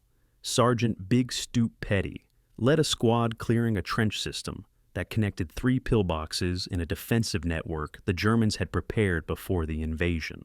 The trenches were 6 feet deep, narrow enough that men had to move single file, perfect killing zones if defenders had machine guns positioned at corners or intersections. Petty went first, as squad leaders did in the Rangers, not sending men into danger, but leading them into it. The first corner revealed a German soldier, as surprised as Petty, both men reacting with weapons coming up. Petty fired first, his M1 Garand louder than thunder in the confined trench, the German falling backward. Behind Petty, his squad moved up, clearing the next section, finding 2 more Germans who surrendered, hands up, faces showing the kind of fear that transcended language. Petty disarmed them, sent them to the rear under guard, and kept moving. There was no time for prisoners in the normal sense, no facilities or personnel to process them. Disarmed Germans were pointed toward the cliff edge and told to wait. Most did, too shaken by bombardment and combat to do anything else. At 0900 hours, 90 minutes after the first Rangers reached the cliff top, Colonel Rudder had to face the reality that the primary mission was failing. Every gun position had been searched. Every casemate was empty. Aerial reconnaissance had been wrong, or the Germans had moved the guns. But either way, the weapons that could destroy both invasion beaches weren't in the positions where Allied intelligence said they'd be. Rudder gathered his officers, a hasty conference in a crater, while sporadic gunfire cracked overhead. The options were limited. They could defend the position they had taken, holding Pointe du Hoc until relieved, or they could push inland looking for the guns, splitting their already reduced force and risking being cut off from the beach. The debate was brief. The mission was to destroy those guns. If the guns weren't here, they were somewhere nearby. They had to be found. Rudder made the call. Consolidate a defensive perimeter around the cliff top, but send patrols inland to search for the weapons. It was a compromise that satisfied nobody and risked everything, but it was the only option that kept the mission alive. The ammunition status at 0900 hours revealed a problem that would become critical as the day wore on. Rangers had expended approximately 60% of their rifle ammunition during the landing and the crater fighting, leaving an average of 30 rounds per man from the original 80 rounds they had carried up the cliff. Machine gun ammunition was down to 40%. Grenades to 50%. The resupply boat that hit a mine had taken half the reserve ammunition to the bottom of the Atlantic. The Rangers were winning the immediate fight, clearing bunkers and forcing German defenders back, but they were spending ammunition at rates that couldn't be sustained. If German reinforcements arrived in strength, if the battle turned into a sustained firefight, the Rangers would run dry and have to fight with captured weapons or not at all. Rudder ordered ammunition discipline, aim shots instead of suppressive fire, conserving rounds for when they'd be needed most. The order was necessary but unpopular. Soldiers prefer having more bullets than they need rather than fewer, but discipline held. These were Rangers. They'd trained for contingencies that included fighting outnumbered and undersupplied. This was just theory becoming reality. The German response to the Ranger penetration was confused and delayed by the same factors that aided Allied invasion overall. Surprise about timing and location, communication breakdowns, and command paralysis from officers who couldn't believe reports they were receiving. German intelligence had predicted invasion, but expected it at Calais or in better weather. The storm that nearly postponed D-Day had convinced German commanders that invasion wasn't imminent, leading to relaxed alert status and key commanders being away from their posts. Field Marshal Rommel was in Germany visiting his wife for her birthday. Many division commanders were at a map exercise in Rennes, 40 miles from the coast. When reports came in of paratroopers dropping and naval bombardment and landing craft approaching, the command structure struggled to process information and issue coherent orders. This confusion bought the Rangers time, hours where German reinforcements could have been moving toward Pointe du Hoc, but instead sat waiting for orders that came slowly or not at all. The perimeter that formed around the Ranger position by mid-morning on June 6th was less a defensive line than a series of strong points connected by tenuous communication. Craters turned into fighting positions, intact bunkers occupied and reversed to fire, outward instead of toward the beach. Rangers distributed themselves based on fields of fire and likely German approach routes, spacing determined by terrain rather than doctrine, too few men to form a continuous line, so they created overlapping zones that covered the most dangerous avenues.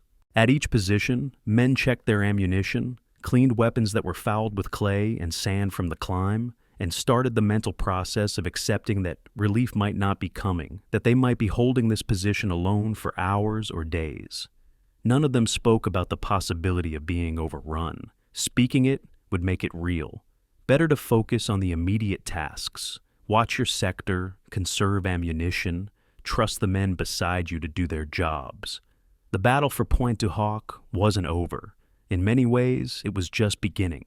Sergeant Leonard Lomel and Sergeant Jack Kuhn volunteered for inland patrol at 0830, walking into Colonel Rudder's crater command post while the colonel was still trying to establish radio contact with anyone who could tell him what was happening on the invasion beaches.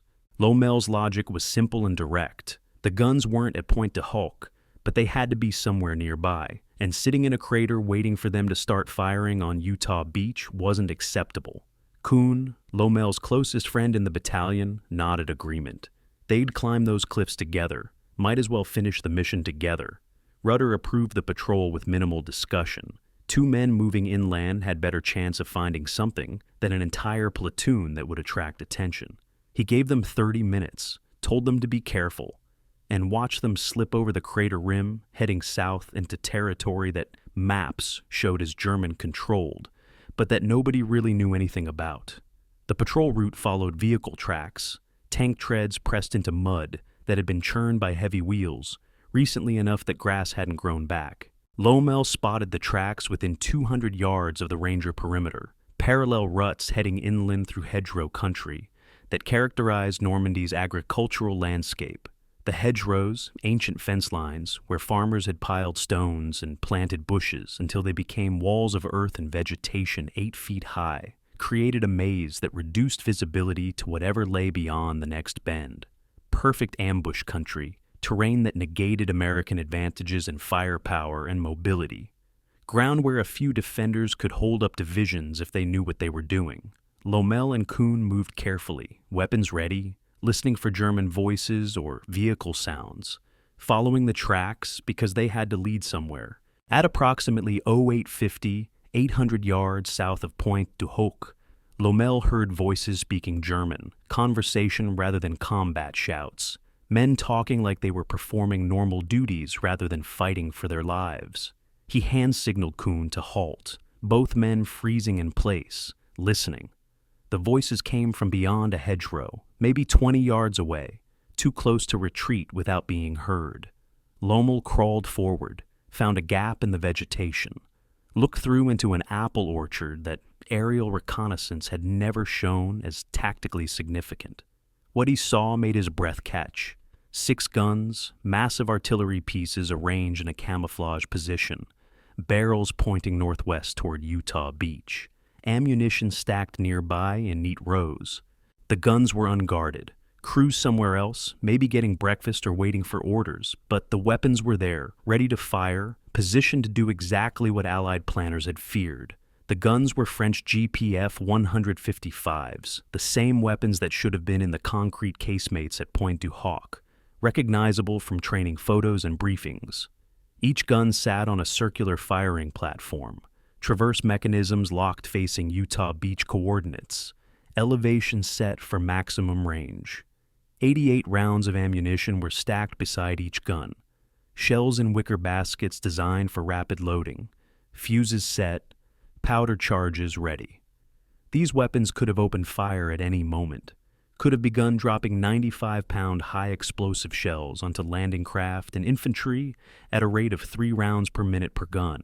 If they'd been crewed and ready at H hour, if they'd started firing when the first boats hit Utah Beach, thousands of Americans would have died. The fact that they were silent, that crews weren't present, represented a stroke of luck that Lommel barely had time to appreciate before tactical thinking reasserted itself. Lommel's mind went through a rapid calculation. He and Kuhn couldn't defend this position, couldn't hold off German gun crews when they returned, couldn't wait for backup that might not arrive. They had to destroy these guns immediately, using whatever they had available, before Germans discovered them and realized the Rangers had found the weapons. Lommel carried 2 thermite grenades. Kuhn had 2 more, 4 grenades total to destroy 6 artillery pieces. Thermite burned at 4,000 degrees Fahrenheit, hot enough to melt steel, designed to destroy gun mechanisms by fusing metal parts together. The grenades were cylinder-sized, activated by pulling a pin and striking a fuse, 3-second delay before ignition. Lommel pulled his first grenade, moved to the nearest gun, placed the thermite device in the traversing mechanism between the barrel and the base, pulled the pin, struck the fuse, and moved to the next gun. The process took 90 seconds. Place grenade in critical mechanism, activate, move to next gun, repeat. Lommel destroyed 2 guns. Kuhn destroyed 2 more. 4 of 6 artillery pieces disabled with mechanisms fusing together as thermite burned through steel. They were out of grenades with 2 guns remaining, both weapons still operational, both capable of killing Americans if they weren't destroyed. Lommel improvised, using his rifle butt to smash elevation gears on the 5th gun, breaking calibrated mechanisms that couldn't be repaired in field conditions. The 6th gun resisted, gears too heavy to break with hand tools, leaving it theoretically operational. Then, Sergeant Frank Rupinski appeared, with 2 other Rangers, another patrol following different tracks to the same location. Rupinski carried explosives, real demolition charges rather than grenades. He placed charges in the breech mechanisms of the remaining guns, set fuses for 30 seconds, and everyone ran. The explosions at 0900 hours marked mission success in the most literal sense. The primary objective of destroying the Pointe du Hoc guns, accomplished by 2 sergeants and some thermite grenades. The destroyed guns represented strategic victory on a scale that numbers couldn't quite capture.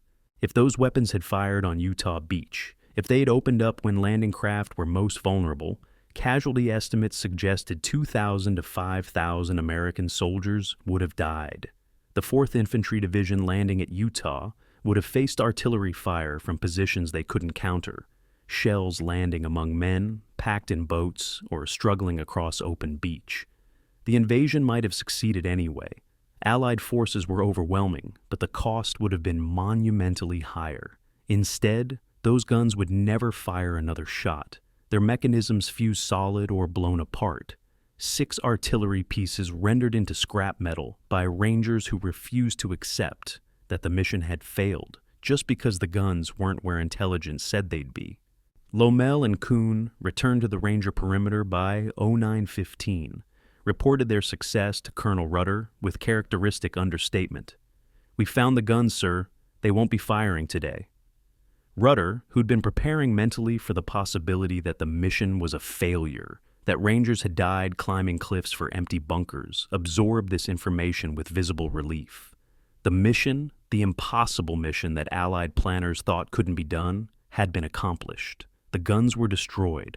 Now they just had to survive long enough for that success to matter. Rudder sent a radio message to USS Satterley. Primary mission accomplished, guns destroyed, position under pressure, need reinforcements. The message was optimistic about the reinforcement part. Force B had diverted to Omaha Beach hours ago. The Rangers at Pointe du Hoc were alone, and they were about to discover that destroying the guns was the easy part. Holding the position with 90 men against an entire German regiment, that was going to be the hard part. The strategic impact of the gun destruction wouldn't be fully understood until after the war, when German documents revealed the artillery plan for D-Day. The guns at Pointe du Hoc had been designated battery priority targets for both Utah and Omaha beaches, with firing missions planned to commence at H hour and continue until ammunition was exhausted or guns were destroyed by counter-battery fire. The fire plan called for concentration on landing craft during the approach phase, switching to beach targets once infantry landed, then to inland routes as Allied forces pushed off the beaches. Mathematical analysis suggests that the 6 guns, firing at planned rates for planned durations at planned targets, would have achieved approximately 300 hits on landing craft, beach positions, or troop concentrations. Each hit would have killed or wounded between 5 and 20 soldiers, depending on target density and shell placement. The lowest estimate suggested 1,500 American casualties prevented by the gun destruction. The highest estimate reached 5,000. The truth was probably somewhere between, but even the lowest number meant Lommel and Kuhn's 90-second demolition run had saved more American lives than most entire battalions would save through the entire war. The Germans discovered the destroyed guns around 0930, artillery crews returning to their positions to find mechanisms fused solid or blown apart. Rangers long gone, but their work evident in smoking metal and the distinctive smell of burned thermite. The German response combined rage and professional respect. Anger at having their weapons destroyed, mixed with acknowledgement that whoever had done this had operated with speed and competence that most commandos couldn't match. Orders went out immediately: recapture Pointe du Hoc, eliminate the American raiders, restore the coastal battery to operation. The orders were impossible. The guns couldn't be repaired with field tools and no replacement parts. But German officers issued them anyway because orders were what officers did when situations spiraled beyond control. The 914th Grenadier Regiment, part of the 352nd Infantry Division, received mission to counterattack the American position and eliminate the threat. Approximately 300 German infantry began moving toward Pointe du Hoc from positions inland, combat veterans from Russia who knew how to fight Americans because they'd been fighting them across Omaha Beach all morning. The Rangers had accomplished their mission.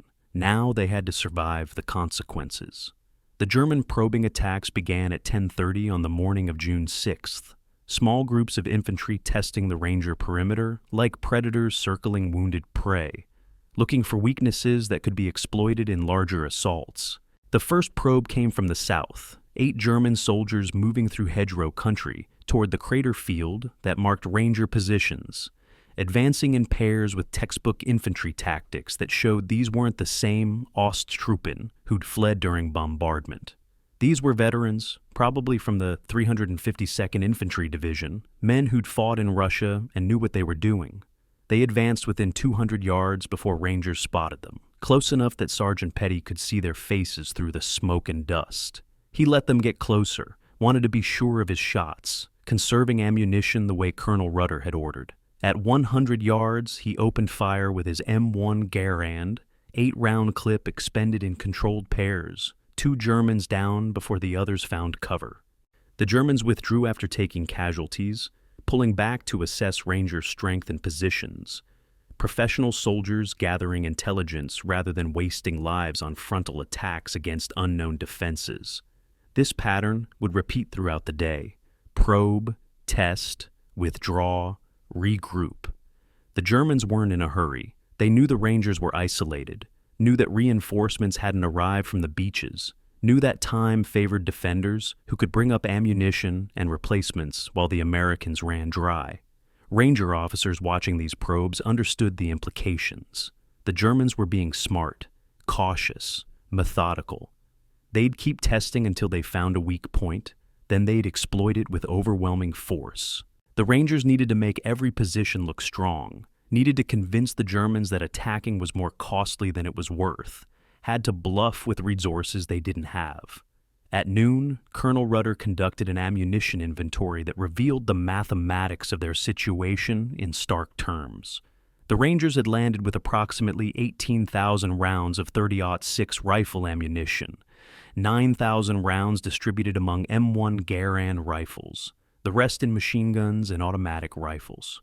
They had expended approximately 10,000 rounds during the landing, the cliff fight, and the bunker clearing, leaving 8,000 rounds for roughly 90 effective fighters. That calculated to 88 rounds per man, enough for 5 minutes of sustained fire if everyone shot at once, or for hours of careful aimed fire if they made every shot count. Machine gun ammunition was worse. 40% remaining meant the Browning automatic rifles and light machine guns that provided base of fire for Ranger positions would run dry quickly in any prolonged engagement. Grenades were at 50%, 22 per fighting position, not enough for the kind of sustained defense that the German probing attacks suggested would be necessary. The first major counterattack came at 1400 hours. Approximately 300 German infantry advancing from inland positions in a coordinated assault that hit the southern perimeter with enough force to breach it if Rangers hadn't been prepared. The attack began with mortar fire, German 81mm mortars dropping rounds into the crater field from positions Rangers couldn't see to suppress. The shells burst with flat cracks, shrapnel and fragments scything through the air, forcing Rangers to hunker down in crater bottoms while German infantry advanced under cover of the barrage. When the mortars lifted, Germans were already within 100 yards, moving fast in squad-sized elements, using cover effectively, firing and maneuvering with the kind of coordination that only came from training and experience. Rangers returned fire, M1 Garands cracking in the disciplined semi-automatic rhythm that made the American rifle the finest infantry weapon of the war, each shot aimed rather than sprayed, conserving ammunition while making every round potentially lethal. The southern perimeter held by meters, literally meters, German infantry reaching within 20 feet of Ranger positions, before being driven back by rifle fire and grenades that Rangers couldn't really afford to throw, but had to throw anyway because the alternative was being overrun. Private Harry Fate, the 19-year-old from Kentucky who'd received communion before the landing, found himself in a crater with 2 other Rangers when Germans came over the rim. He fired his M1 from the hip, point-blank range, hit 1 German in the chest, swung the rifle like a club to parry a bayonet thrust from another, took a glancing blow across his ribs that broke skin but missed vital organs. His fellow Rangers killed the 2nd German with rifle butts and fighting knives, close-quarters brutality that training had prepared them for, but that nothing could make easy. When it was over, 3 Germans lay dead in the crater. Fate was bleeding from his ribs, and they'd expended 18 rounds of ammunition and 2 grenades. The entire engagement had lasted 90 seconds. The Rangers held, but just barely, and everyone knew it. The German attack had been repulsed, but at a cost that couldn't be sustained through multiple repetitions. Ammunition was down to approximately 6,000 rounds now, 66 per man, the reserves depleting faster than optimistic estimates had predicted. More concerning was casualties. 8 Rangers killed in the attack, 15 wounded, reducing effective strength to approximately 67 men capable of fighting. Colonel Rudder reorganized the perimeter, contracting it from 600 yards by 400 yards to a circle approximately 200 yards in diameter, consolidating forces to create stronger points with overlapping fields of fire. The withdrawal meant abandoning some crater positions, giving up ground that Rangers had taken during the morning, but there weren't enough men to hold the original perimeter. Better to defend a smaller area effectively than try to hold a larger one and fail. The Germans began scavenging operations during lulls between attacks. Rangers retrieving weapons and ammunition from dead Germans because captured materiel was the only resupply available. German Mauser rifles, 7.92 millimeter weapons that were less reliable than M1 Garands but fired adequately, were collected and distributed to Rangers who'd lost their weapons or expended all American ammunition. The Mauser took 5-round stripper clips instead of 8-round Garand clips, had a slower rate of fire, and required manual bolt operation for each shot, but it beat throwing rocks. MP-40 Schmeisser submachine guns, German automatic weapons firing 9mm pistol rounds, were particularly prized for close-range defensive fighting. Rangers who'd trained exclusively on American weapons learned to operate German equipment through field expedient instruction, sometimes trial and error, adapting on the fly because adaptation was the difference between fighting and dying. At 1700 hours, approximately 5 hours into the siege, the Rangers faced a crisis that threatened to undermine all defensive preparations. They were running critically low on water. Each Ranger had carried 1 canteen, approximately 1 quart of water, during the landing. Most canteens were empty by mid-afternoon, exhausted by exertion during the climb, combat, and summer heat that made dehydration a medical emergency as dangerous as bullets. Wounded men needed water more than healthy ones. Shock and blood loss, creating thirst that was physiological necessity rather than comfort. The battalion aid station, established in a crater near the cliff edge where Dr. Walter Block worked with 1 medic and minimal supplies, was rationing water at tablespoon quantities, barely enough to swallow morphine syrettes, nowhere near enough to prevent dehydration in men with serious wounds. Rangers began drinking from shell craters where rainwater had collected, risking dysentery and worse because the alternative was dying of thirst. Some craters held German or American bodies, making the water toxic, but men drank anyway, too desperate to care. The German advantages in this fight were overwhelming on paper. Interior lines of communication, fresh troops, artillery support from positions beyond Ranger reach, ammunition resupply from depots inland, and time. Time was the critical factor. The Rangers couldn't be resupplied except by drops from aircraft that weren't coming, or by pushing supplies up those cliffs, which was as dangerous as the original climb. The Germans could bring up more men, more ammunition, more weapons, could afford to trade casualties for time, because eventually the Rangers would run out of bullets or bodies or will. But paper advantages didn't account for Ranger tenacity, the kind of stubborn refusal to quit that can't be quantified in tactical analyses. These men had climbed 100-foot cliffs under fire because someone told them it couldn't be done. Being outnumbered and undersupplied wasn't going to make them surrender. It just made them angry. Ranger advantages were limited but significant.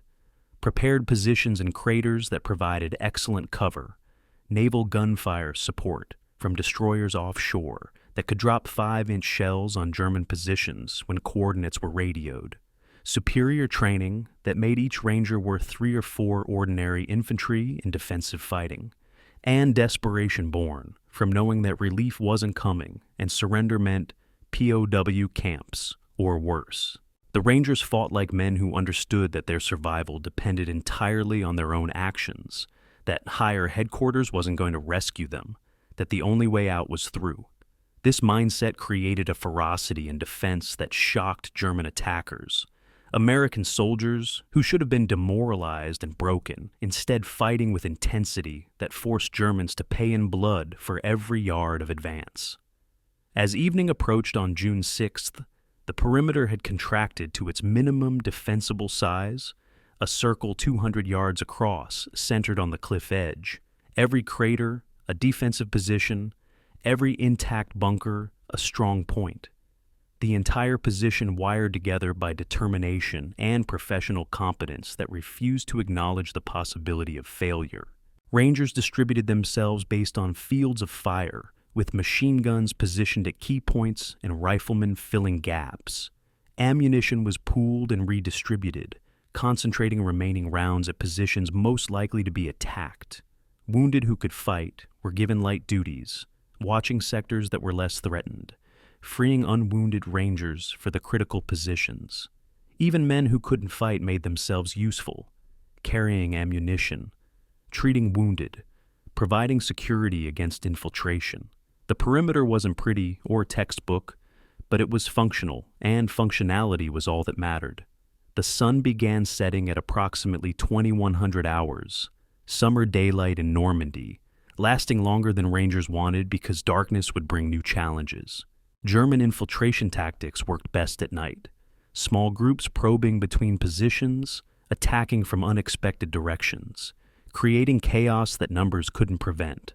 Rangers prepared for night defense, establishing challenge and password systems, arranging fields of fire that allowed shooting at sounds rather than sights, accepting that friendly fire casualties might occur because the alternative was letting Germans infiltrate undetected. Some Rangers slept in shifts, exhausted beyond normal human limits, bodies shutting down despite adrenaline and danger. Others stayed awake, watching sectors, listening for movement, fighting off exhaustion with cigarettes and fear, and the knowledge that sleeping sentries got everyone killed. Night fell on Pointe du Hoc, with the Rangers still holding, still fighting, still refusing to quit, despite odds that any rational analysis said they couldn't overcome. The night would test them in ways the daylight battle hadn't, but they were Rangers. Being tested was what they did. Darkness came to Pointe du Hoc, not as relief, but as a new form of terror, the kind that makes men question every shadow and sound, where imagination becomes as dangerous as actual threats. By 2200 hours on June 6th, full night had settled over the crater field, moonless and overcast, visibility reduced to arm's length even for men with night-adapted eyes. The Rangers, exhausted from 16 hours of continuous combat since loading into landing craft that morning, now faced a battlefield where Germans held every advantage. Enemy troops who knew this terrain could move through hedgerows and trenches in darkness, approaching Ranger positions from directions that daylight defense hadn't prioritized. Sound became unreliable. Wind-rustling vegetation sounded like footsteps. Distant artillery fire echoed like nearby grenades. Every noise potentially signaling attack or meaning nothing at all. Private First Class Raymond Anderson, holding a position on the eastern perimeter, heard breathing 5 feet away. Distinctly human respiration that wasn't coming from the Ranger beside him. He fired blindly toward the sound, muzzle flash destroying his night vision, revealing nothing except darkness returning. Whether he hit anything remained unknown until morning. The German infiltration tactics exploited darkness with professional competence that reflected Eastern Front experience. Veterans who had learned night fighting against Soviet forces applying those lessons against Americans. Small groups, 3 to 5 men, would crawl between Ranger positions using dead ground and shell craters for cover, moving during wind gusts that mask sound, freezing when artillery illumination rounds cast brief shadows across the battlefield. Their objective wasn't to overrun positions, but to create confusion, to make Rangers expend ammunition, firing at shadows, to kill isolated sentries and create gaps in the perimeter that larger forces could exploit at dawn. One infiltration team reached within 10 feet of Sergeant Lomel's crater before he heard the distinctive click of a German rifle safety being released. He rolled sideways as the German fired, muzzle flash illuminating 3 figures crouched at the crater rim. Lomel emptied his M1 Garand in their direction, heard screams and impacts, then silence. At first light, they'd find 2 German bodies and blood trails indicating a third had crawled away wounded. At midnight, the temperature dropped to 45 degrees Fahrenheit, cold enough that wounded Rangers began suffering from exposure hypothermia that compounded their injuries. Men who'd been shot or shrapnel wounded during daylight fighting, their bodies already stressed by blood loss and shock, couldn't maintain core temperature as night cold seeped into crater positions that offered no shelter from wind or weather. Light rain began falling around 100 hours, cold droplets that soaked uniforms and made shivering uncontrollable. Private Harry Fate, the Kentucky farm boy who had been bayoneted in the ribs during the afternoon counterattack, lay in a crater with Sergeant Petty, both men sharing a cigarette because the brief warmth of inhaled smoke was the only heat available. Fate's wound had stopped bleeding, but the cold made his entire torso ache with deep pain that morphine could dull but not eliminate. "Tell me about Texas," he said to Petty through chattering teeth, needing distraction from cold and pain and fear. Petty talked quietly about cattle ranching and high school football, his voice low enough not to carry to German positions, but loud enough to give Fate something to focus on besides dying. German flares transformed night into nightmare at 0200 hours. Parachute illumination rounds fired from mortars inland, magnesium-bright light, drifting slowly earthward on small parachutes, casting harsh shadows that turned the crater field into a moonscape of light and dark zones, where depth perception became impossible. The flares were tactical tools, allowing German gunners to identify targets for snipers or machine guns, forcing Rangers to remain motionless in whatever position they occupied when light bloomed overhead. Movement during flare illumination drew fire, guaranteed German response with weapons that had been pre-aimed at likely positions during daylight reconnaissance. The flares also revealed battlefield carnage that darkness had mercifully hidden. Bodies of Germans and Americans scattered across no man's land between perimeters, some dead since morning, others casualties of afternoon fighting, all of them twisted into positions that death made grotesque. Rangers who'd been fighting all day without seeing the full scope of casualties now confronted visual evidence of how close they'd come to joining those bodies in the dirt. A wounded Ranger began calling for his mother at 0330. Delirium from blood loss and morphine overriding training and discipline that normally kept men silent during night operations. His voice carried across the crater field, plaintive cries of, "Mom, I need you. Mom, please." The kind of sound that breaks hearts and compromises operational security simultaneously. Germans heard him, triangulated his position through directional listening, began dropping grenades into the crater where his voice originated. The first grenade missed, detonating harmlessly in an adjacent crater. The second landed directly in the wounded man's position, the explosion silencing his cries with brutal finality.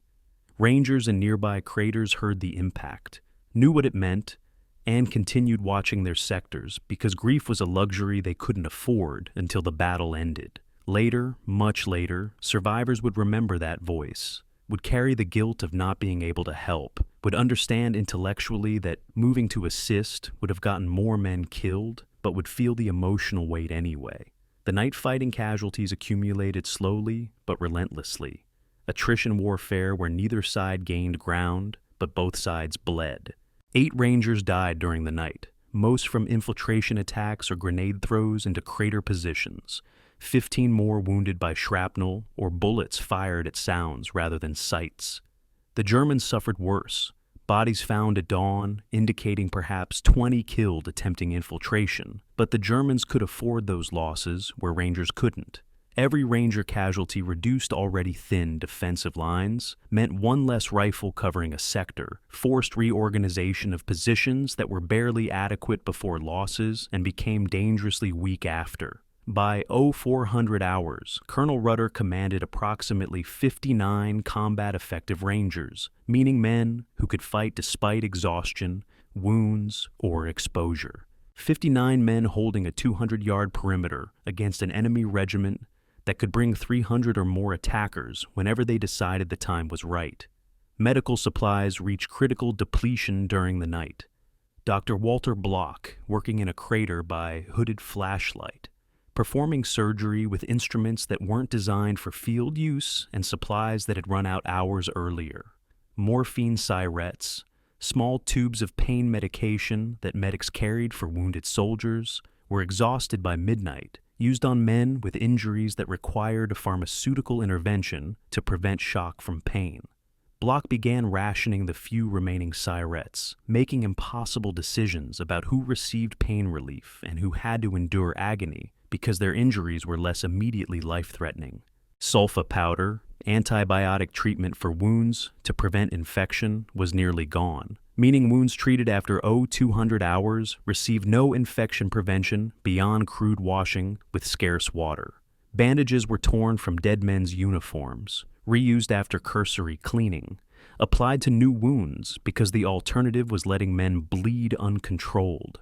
Block worked through the night saving lives with inadequate tools, losing men he might have saved with proper facilities, carrying guilt that medical officers always carry when resources don't match needs. Communication with the outside world remained sporadic and frustrating, the single working radio connecting intermittently with USS Satterlee offshore, messages often garbled by static or interference from German jamming. Colonel Rudder sent situation reports when possible, updates that painted an increasingly dire picture: casualties mounting, ammunition critical, water exhausted, medical supplies gone, need reinforcements urgently. The destroyer acknowledged these messages, relayed them to higher headquarters, but couldn't provide what the Rangers needed most. Reinforcements would have to come over land from Omaha Beach, fighting through German positions, a relief column that might arrive in hours or days or not at all, depending on how the invasion was progressing. Naval gunfire support continued when coordinates could be transmitted. 5-inch shells from Satterlee landing on suspected German positions inland. But the destroyer couldn't distinguish friend from foe in darkness and couldn't fire danger-close missions without risking Ranger casualties from friendly fire. The false dawn at 0500 hours, that lightning of eastern sky that precedes actual sunrise, triggered heightened alert across the Ranger perimeter because dawn and dusk were traditional attack times in infantry warfare. Defenders were tired after night watch. Relief hadn't cycled through positions yet. And improving visibility allowed attackers to see targets while defenders still struggled with darkness.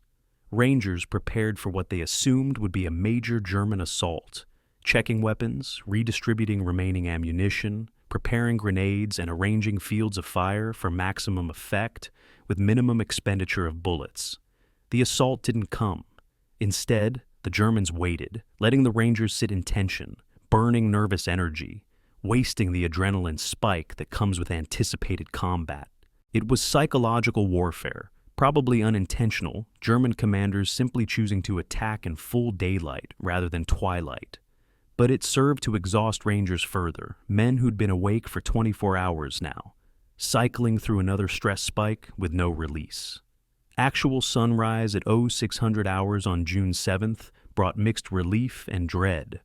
Light revealing battlefield conditions, but also exposing Ranger positions to German observation. The crater field looked worse in daylight than memory suggested.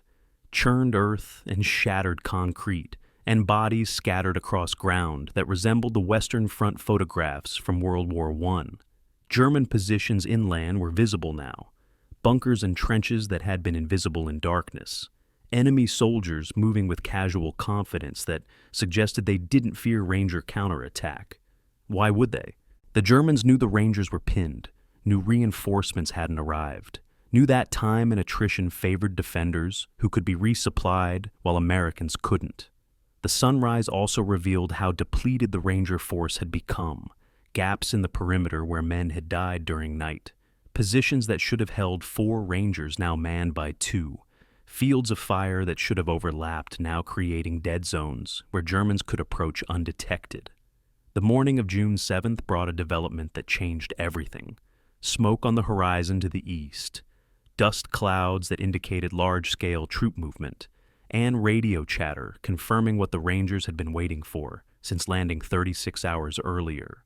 The 5th Ranger Battalion and elements of the 116th Infantry Regiment were fighting their way toward Pointe du Hoc from Omaha Beach, pushing through German positions in a relief column that had taken all night and all morning to cover 3 miles of contested ground. The relief force was coming, but they were hours away, maybe more, and the Germans knew it too. If the Germans wanted to overrun Pointe du Hoc before relief arrived, they needed to attack immediately with everything available. The race was on. Could the Rangers hold for another 2 hours, another 4 hours, however long it took for reinforcements to fight through?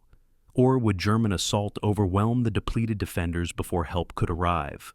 The next few hours would answer that question in blood and fire, and the Rangers, exhausted and outnumbered and nearly out of ammunition, prepared to find out whether 59 men could hold against 300 when the alternative was failing the mission and dying for nothing. Lieutenant Colonel Max Schneider's 5th Ranger Battalion began moving toward Pointe du Hoc from Omaha Beach at 0600 hours on June 7th. Approximately 24 hours after the 2nd Battalion had climbed those cliffs alone and unsupported. Schneider commanded 450 Rangers, fresh troops who'd landed at Omaha on D-Day as part of the follow-on force, men who'd fought through the chaos of that beach, but hadn't faced the sustained combat that had ground down Rudder's battalion. Their mission was simple in concept, nightmarish in execution: push 3 miles west along the coast through German positions, reach Pointe du Hoc, and relieve the isolated Rangers before they were overrun. The simplicity ended when the column encountered the first German defensive position, a bunker complex manned by combat veterans who'd been fighting Americans for 36 hours and had learned to respect American firepower even while recognizing American tactical inexperience.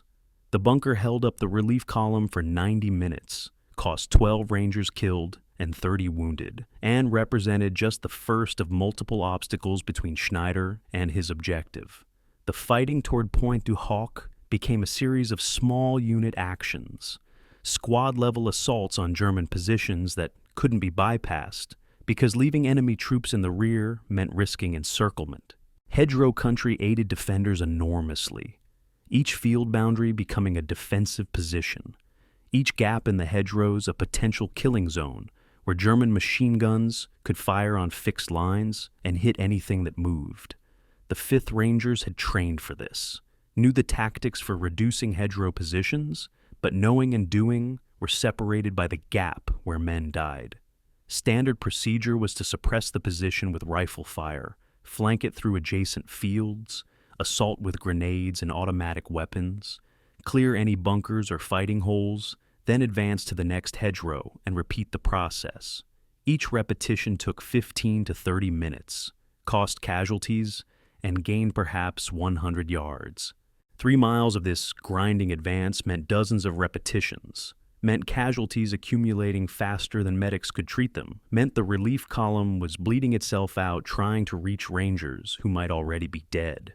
At 1100 hours on June 7th, approximately 5 hours into their advance and still a mile from Pointe du Hoc, the 5th Rangers encountered resistance that threatened to stop the relief effort entirely. 2 German self-propelled guns, Sturmgeschütz III, assault guns with 75mm cannons, positioned to cover the coastal road that represented the fastest route to the objective.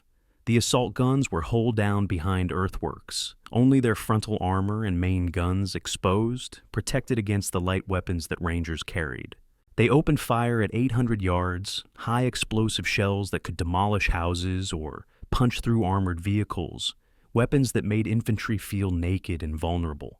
The first round hit a stone wall 50 yards from the lead Ranger platoon, showering men with rock fragments and demonstrating that bunker-busting firepower worked equally well against people. Lieutenant Moody, commanding the lead company, called in naval gunfire from destroyers offshore, radioing coordinates and corrections, while his Rangers took cover and prayed that Navy gunnery was accurate. The naval gunfire support that saved the relief column came from USS McCook, a Fletcher-class destroyer whose 5-inch guns could fire 15 rounds per minute with accuracy that stunned Army officers who'd never worked with naval artillery. McCook's fire control radar located the German assault guns through coordinates provided by Ranger forward observers, calculated firing solutions, and began dropping shells within 50 yards of targets on the first salvo. The second salvo achieved direct hits, 5-inch shells striking Sturmgeschütz armor, with impacts that turned German vehicles into funeral pyres for crews who had survived Russia only to die in France. The assault guns exploded secondarily as ammunition cooked off, pillars of smoke marking their positions and clearing the way for Ranger advance. Moody's company moved through the position 30 minutes later, passing burning wrecks that still contained German dead, evidence of what naval gunfire could accomplish when properly directed.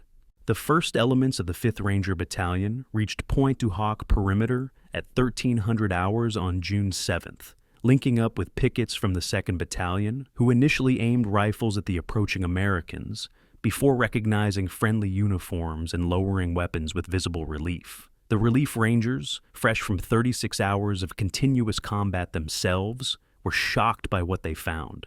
Exhausted men holding positions with weapons scavenged from dead Germans, wounded who should have been evacuated still fighting because there was no one to replace them, ammunition so scarce that some positions had fewer than 10 rounds per rifle. The 2nd Battalion Rangers, who had been fighting since dawn on June 6th with minimal rest and no resupply, looked like combat veterans from photographs of World War I trenches, hollow-eyed, filthy, moving with the deliberate economy of men at the edge of physical collapse, but still functional through will alone. Medical evacuation began immediately, Dr. Block directing stretcher bearers from the 5th Battalion to the most serious casualties first, men who would die without immediate hospital care, prioritizing by severity rather than rank or sentiment. Private Harry Fate, gut shot since the afternoon of June 6th and clinging to consciousness through sheer stubbornness, was carried to the beach on a stretcher while protesting that he could still fight. He couldn't. His wound was infected, his temperature indicating sepsis, his survival dependent on antibiotics and surgery that field medicine couldn't provide. Fate would make it to a hospital ship, survive the war, and return to Kentucky to farm and raise children, and never speak much about the 48 hours he'd spent at Pointe du Hoc, except to say it was pretty rough. Sergeant Big Stoop Petty wasn't so fortunate. He'd been killed during a German mortar barrage at 0800 that morning, a shell landing directly in his crater, his body found by relief rangers who recognized him from training in England. He was 35 years old, the oldest ranger at Pointe du Hoc, survived by a wife in Texas who would receive a telegram and a flag and a grief that would never completely heal. Colonel Rudder's after-action report to General Bradley on June 8th, delivered in person when the general visited Pointe du Hoc to see the battlefield for himself, was characteristically understated. "Mission accomplished, sir. Ready for orders." Bradley, walking through the crater field where Rangers had held against odds no military planner would have accepted as survivable, said nothing for long minutes, just looked at the cliffs and the craters and the evidence of what had happened here. Finally, he turned to Rudder. "How many men do you have fit for duty?" he asked. Rudder consulted his roster. 90 effectives out of 225 who landed, sir. The rest are dead, wounded, or too exhausted to fight. Bradley nodded slowly. "Colonel, your Rangers have written a new chapter in military history. When people study amphibious operations 100 years from now, they'll study what happened here. I just wish it hadn't cost so damn much." Reconnaissance patrols on June 8th discovered German forces massing for a counterattack that would have struck Pointe du Hoc that afternoon. An assault by elements of the 916th Grenadier Regiment with orders to recapture the position and eliminate the American raiders. The German plan called for a dawn attack on June 9th, approximately 1,200 men hitting the Ranger perimeter from 3 sides simultaneously, overwhelming defenders through sheer numbers. Artillery support had been arranged, assault routes reconnoitered, ammunition stockpiled. If the 5th Ranger Battalion hadn't arrived when it did, if they had been delayed another 6 hours, the 2nd Battalion would have faced an attack they couldn't have survived. Rudder's 90 men, exhausted and nearly out of ammunition, would have been overrun. The relief column had arrived with perhaps 4 hours to spare, narrow margin between survival and annihilation. Timing that seemed providential, but was actually the result of Schneider pushing his battalion beyond normal human limits to reach his fellow Rangers before German counterattack could be launched. Ranger strength when relieved told the story in numbers that concealed individual tragedies. 90 men still combat effective from 225 who'd climbed the cliffs 48 hours earlier. 77 Rangers were killed in action. Bodies recovered from craters and trenches and the beach below the cliffs. Dog tags removed and personal effects collected for families who would receive telegrams. 152 Rangers were wounded, injuries ranging from minor shrapnel wounds to life-threatening gunshot trauma to amputations that would end military careers and reshape civilian lives. The casualty rate was 77% killed or wounded, higher than the 85% that Allied planners had predicted, but achieved across 48 hours, rather than the 30 minutes that planners assumed the mission would last, before being overrun. The Rangers had held longer, fought harder, and survived better than anyone had thought possible. But the price in blood and broken bodies was staggering even by World War II standards, where casualties were measured in divisions rather than battalions. German casualties across the Pointe du Hoc engagement remained estimates rather than precise counts. Bodies removed by German forces during lulls in fighting or buried in collapsed bunkers. American intelligence estimated 150 to 200 Germans killed in the defensive fighting and counterattacks, perhaps equal numbers wounded, from garrison forces and reinforcements that had attempted to retake the position. The German dead included Osttruppen, who'd fought despite having every reason to surrender. Wehrmacht veterans who'd survived Russia only to die in France, and young soldiers experiencing their first combat and their last day alive. They'd defended their positions with competence and courage, had forced Rangers to pay for every yard of ground, had died doing jobs they'd been ordered to do by officers who didn't care whether they lived or died, as long as they delayed the Americans. War doesn't pause for empathy, doesn't allow soldiers to appreciate the shared humanity of enemies. But later, decades later, survivors from both sides would acknowledge that courage isn't nationality specific, and that men on both sides of that crater field had fought well, even while fighting for causes that weren't morally equivalent. Strategic assessment of the Pointe du Hoc operation required calculating whether the mission had been worth the cost in lives, a question that generated different answers depending on who was asked. The guns had been destroyed before firing a single shot at invasion beaches, preventing casualties that analysts estimated between 1,500 and 5,000 American soldiers. Every soldier who landed at Utah Beach and survived owed their life, in part, to Rangers who'd climbed those cliffs and destroyed those guns. But 77 Rangers died achieving that success. 152 more were wounded, and everyone who'd been at Pointe du Hoc carried psychological scars that would last lifetimes. Was preventing 2,000 casualties worth creating 200 casualties? The mathematics said yes. The families of the 77 dead might have disagreed.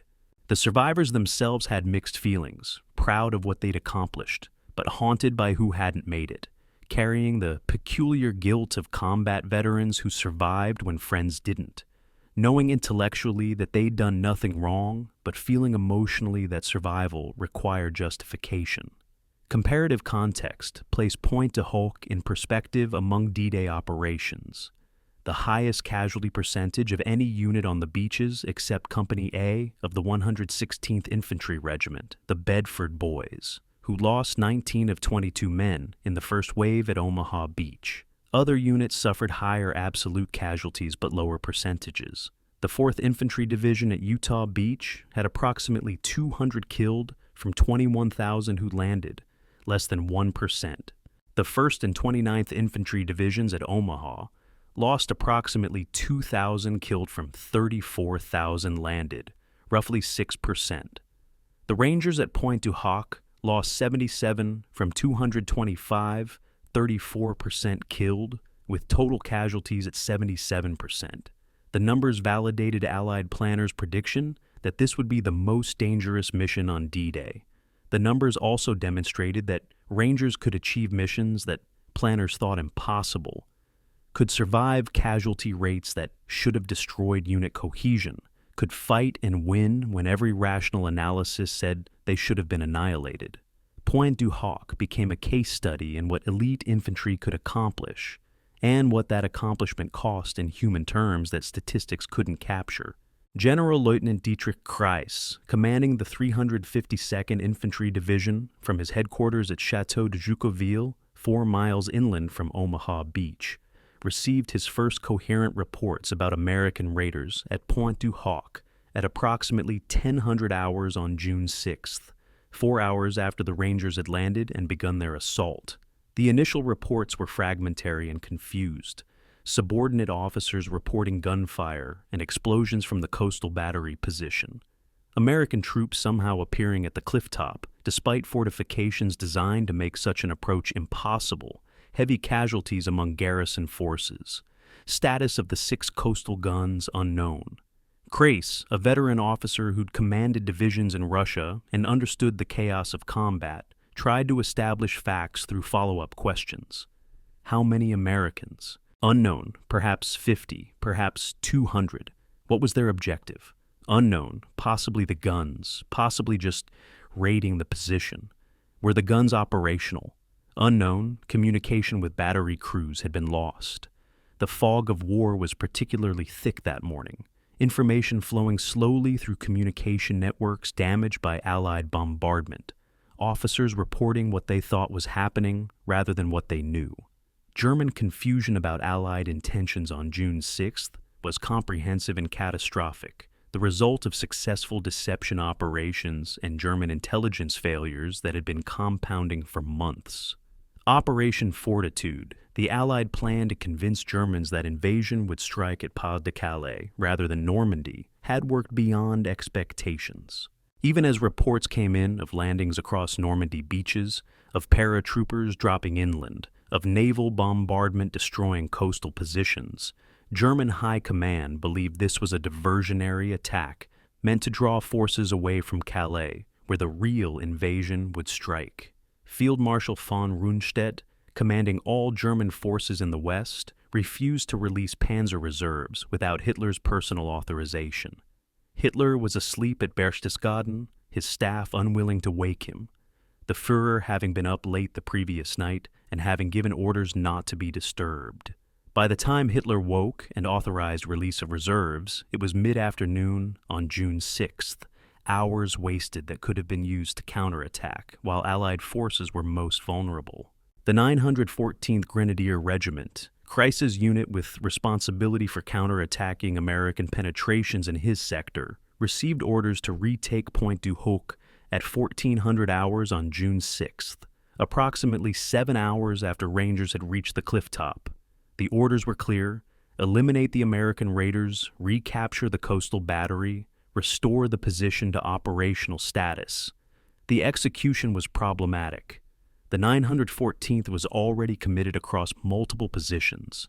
Companies fighting at Omaha Beach, where American infantry from the 1st and 29th Divisions were pushing inland, platoons defending hedgerow positions where American armor was attempting to break through, reserves non-existent because every available soldier was either fighting or dead. The regimental commander, Oberstleutnant Ernst Heine, informed Kreis that he could assemble perhaps 300 men for a counterattack on Pointe du Hoc, but pulling those men from other positions would create gaps that Americans could exploit. Kreis, facing the classic defensive dilemma of where to commit limited reserves, made a decision that probably saved the Rangers from annihilation. He prioritized Omaha Beach over Pointe du Hoc. German artillery support that should have hammered Ranger positions at Pointe du Hoc was largely unavailable due to Allied counter-battery fire and the destruction of ammunition dumps by Allied air attacks. The Germans had positioned significant artillery in Normandy, knowing invasion was coming, but Allied bombing had destroyed many positions and scattered others. The guns that remained operational were firing missions in support of troops fighting at the beaches, couldn't be redirected to Pointe du Hoc without abandoning more critical targets. Additionally, the German artillery commander discovered on the afternoon of June 6th that his 6 coastal guns at Pointe du Hoc, the weapons that should have been dominating both invasion beaches, had been destroyed by American raiders. The discovery came when a relief crew arrived to find gun mechanisms fused solid or blown apart, evidence of thermite grenades and demolition charges, American commandos who had somehow penetrated the position and accomplished their mission. The artillery commander's report to Kreis was brief and bitter. Battery at Pointe du Hoc permanently disabled, guns destroyed, American raiders still holding position.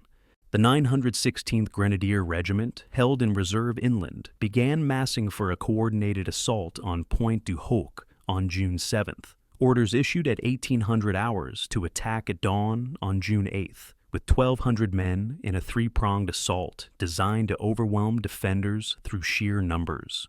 The German plan was professionally competent, exactly what doctrine recommended for reducing an isolated enemy position: fix the defenders with pressure from multiple directions, prevent reinforcement or resupply, assault simultaneously from 3 sides with forces large enough to accept heavy casualties while still achieving breakthrough, exploit breakthrough with reserves to collapse the defense entirely. Intelligence indicated the American raiders numbered fewer than 100 men, were low on ammunition based on their failure to conduct aggressive patrolling, and had received no reinforcement despite being isolated for over 24 hours.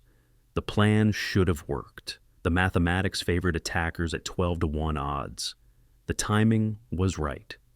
Everything aligned for German success except for one factor the planners didn't know. American reinforcements were already moving toward Pointe du Hoc, racing to arrive before German attack could be launched. The counterattack was called off at 0900 hours on June 8th. Orders from division headquarters redirecting the 916th Grenadier Regiment to defensive positions along the new Allied front line that had formed overnight. American and British forces had linked up, creating a continuous beachhead. Armor was pushing inland faster than German infantry could retreat, and the entire defensive strategy was shifting from counterattack to defense in depth. Pointe du Hoc, which had seemed critical on June 6th when holding it might have allowed artillery fire on the beaches, was now tactically irrelevant, bypassed by Allied advance, no longer worth the casualties that retaking it would cost. The German regiment that should have overrun the Rangers instead deployed to stop American tanks near Isigny, fighting a defensive battle that made tactical sense even while abandoning their countrymen who'd been surrounded at the coastal battery. The decision was coldly rational and strategically correct, and probably saved dozens of American lives, even while dooming German hopes of throwing the invasion back into the sea. Allied deception success extended beyond Operation Fortitude into tactical-level confusion about what exactly was happening at Normandy beaches, German commanders receiving conflicting reports that made comprehensive understanding impossible. Some reports described heavy American casualties and failed landings. Others reported Allied forces pushing miles inland and threatening to break through coastal defenses entirely. Still others reported stalemate with fighting ongoing along the beach line. The truth was complicated. Utah Beach had been relatively easy with 4th Infantry Division moving inland ahead of schedule. Omaha Beach had been a nightmare with 1st and 29th Divisions nearly thrown back into the sea before clawing their way off the beach through courage and overwhelming firepower. British and Canadian beaches had seen mixed success, with some units advancing inland while others remained pinned. German commanders trying to understand this mosaic of information and make decisions about where to commit reserves faced analysis paralysis, waiting for clarity that wouldn't come until after critical windows for counterattack had closed. Weather factors on June 7th aided Rangers by grounding German air reconnaissance that might have identified their isolated position and called in accurate artillery fire or airstrikes. The storm that Eisenhower had gambled against when authorizing D-Day despite bad weather forecasts intensified on June 7th. Low clouds and rain that kept German aircraft on the ground, and Allied aircraft largely grounded as well. German observers at Pointe du Hoc could see the Ranger position but couldn't call in effective artillery fire because communication lines had been cut by bombardment and radio communications were jammed by Allied electronic warfare. The Germans knew Americans were holding the clifftop, knew roughly how many and where, but couldn't bring supporting fires to bear effectively. By the time weather cleared enough for air reconnaissance on June 8th, the situation had changed. American reinforcements had arrived, and Pointe du Hoc was no longer an isolated pocket ripe for elimination, but rather a fortified position requiring forces that Germans no longer had available. Allied intelligence intercepts revealed German belief that Pointe du Hoc was a diversionary attack, part of a larger deception plan to draw forces away from the real objective elsewhere. This belief, fostered by Operation Fortitude's success, meant German commanders didn't prioritize retaking the position the way they should have based on its tactical significance. If Germans had understood that Pointe du Hoc was the main assault on that position, that destroying those 6 guns was critical to Allied invasion success, they might have committed more forces faster to retaking it. Instead, they treated it as one of many problems requiring attention, lower priority than stopping American breakout from Omaha Beach or preventing British advance toward Caen. The misperception saved Ranger lives through German inaction, proving that intelligence success isn't just about knowing enemy plans, but about making the enemy believe false information that shapes their decisions in favorable ways. The question of how close the Rangers came to total annihilation before relief arrived generated different answers from different analysts, but all agreed the margin was uncomfortably narrow. If German counterattack had been launched on June 7th as originally planned before 5th Ranger Battalion arrived, the 2nd Battalion would have been overrun. 90 exhausted men with minimal ammunition couldn't have stopped 1,200 fresh attackers, supported by artillery and mortars. The Rangers would have fought, would have sold their lives expensively, but they'd have lost. The mission would have succeeded. The guns were already destroyed, but none of the Rangers who climbed those cliffs would have survived to tell the story. Instead, the combination of German confusion, Allied deception, communication breakdowns, and 5th Ranger Battalion's aggressive relief advance created a narrow window where relief arrived before German assault could be launched. 4 to 6 hours separated survival from annihilation, timing that seemed like luck, but was actually the product of Allied planning and German failures, compounding in ways that favored the attackers for once. The Rangers at Pointe du Hoc never knew how lucky they were in one sense, never knew that 1,200 Germans had been massing to attack them, that the assault had been planned and prepared and then called off hours before execution. If they had known, it might have made survival feel different, might have added another layer to the already complex emotions of combat survival. Instead, they knew only what they'd experienced, climbing impossible cliffs, destroying the guns, holding against probing attacks and limited counterattacks, being relieved by fellow Rangers before their ammunition ran completely dry. The larger strategic picture, the German decisions that shaped their battle, the intelligence operations that confused German responses, all of that remained invisible to men fighting in craters who couldn't see beyond the next hedgerow. Understanding came later, decades later, for some, as historians pieced together German documents and Allied planning files to reveal how close the mission had come to ending in disaster despite its success. The Rangers had accomplished the impossible, not just through their own skill and courage, though those mattered enormously, but also because the enemy made mistakes at critical moments and Allied deception created confusion that bought time measured in hours but valued in lives. General Omar Bradley stood at the edge of the cliff at Pointe du Hoc on June 10, 1944, 4 days after Rangers had climbed these 100-foot walls under fire, looking down at the beach where landing craft had grounded and up at the cratered moonscape where men had fought for 48 hours, against overwhelming odds. He walked the battlefield in stunned silence, his usual command presence replaced by something that looked like awe or horror or both. Bradley had commanded armies, had planned invasions, had sent thousands of men into combat knowing some wouldn't return. But Pointe du Hoc was different. The intimacy of it, the evidence of individual struggles visible in every rope hanging down the cliff face, every blood-stained crater, every expended shell casing scattered across ground men had defended with their lives, made the cost of war personal in ways that casualty statistics couldn't convey. After 30 minutes of walking and looking and processing what had happened here, Bradley turned to Colonel Rudder. "How the hell did you do it?" he asked. Rudder shrugged. "Sir, we didn't have a choice. The mission had to be done, so we did it." The After-Action Review Board convened on June 12th at 1st Army Headquarters, Rangers describing what actually happened versus what the mission plan had predicted, the gaps between planning and reality highlighting assumptions that combat had proved wrong. The plan assumed H-hour landing would catch defenders still stunned from bombardment. Reality. The 38-minute delay meant Germans were alert and prepared, The plan assumed rocket-propelled grapnels would achieve 80% success rate. Reality, waterlogged ropes reduced success to 40%. The plan assumed the guns would be in their casemates. Reality, Germans had moved the guns to inland positions that reconnaissance hadn't identified. The plan assumed Force B would reinforce if needed.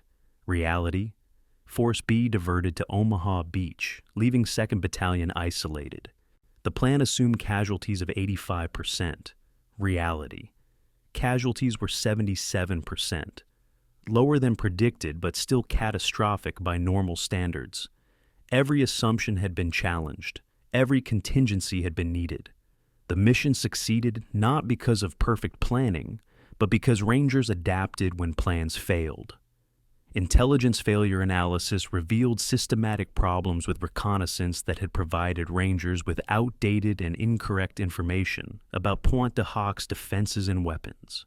Aerial reconnaissance photographs used for mission planning had been taken in April of 1944, 6 weeks before D-Day, showing guns in their casemates that had actually been moved in May after Rommel's inspection identified the casemates as vulnerable to naval bombardment.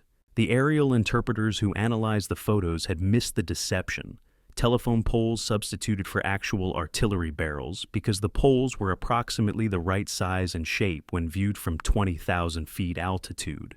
Human intelligence from French resistance had reported the guns were still in position as of early June, but the resistance fighters had been observing from ground level where German camouflage deceived them just as it deceived aerial reconnaissance. The intelligence failure meant Rangers climbed cliffs to attack guns that weren't there. A mission that could have been catastrophic except that Lommel and Kuhn's initiative in patrolling inland found the weapons before they could fire. A tactical analysis of the landing delay produced a paradoxical conclusion. The 38-minute delay that seemed disastrous at the time may have actually aided Ranger success by allowing Allied bombardment to have maximum psychological effect on German defenders. The pre-invasion bombardment had been heavy but brief. HMS Texas and USS Arkansas firing for 30 minutes. Bombers hitting for 20 minutes. Enough to crater the landscape, but not necessarily enough to break German morale if defenders knew the assault was coming immediately afterward. The delay gave defenders time to assess damage, to realize their positions had been destroyed, to understand that the Americans were coming with overwhelming force. Many Germans fled during that delay, reducing the garrison from 200 men to approximately 50, who remained when Rangers topped the cliffs. If the landing had been on time, defenders might have been at full strength, might have repulsed the assault entirely, might have turned Pointe du Hoc into a failure instead of a legendary success. The delay that broke every rule of amphibious operations may have been exactly what made success possible. Statistical comparison with other amphibious operations placed Pointe du Hoc in historical context that demonstrated just how difficult and costly the mission had been.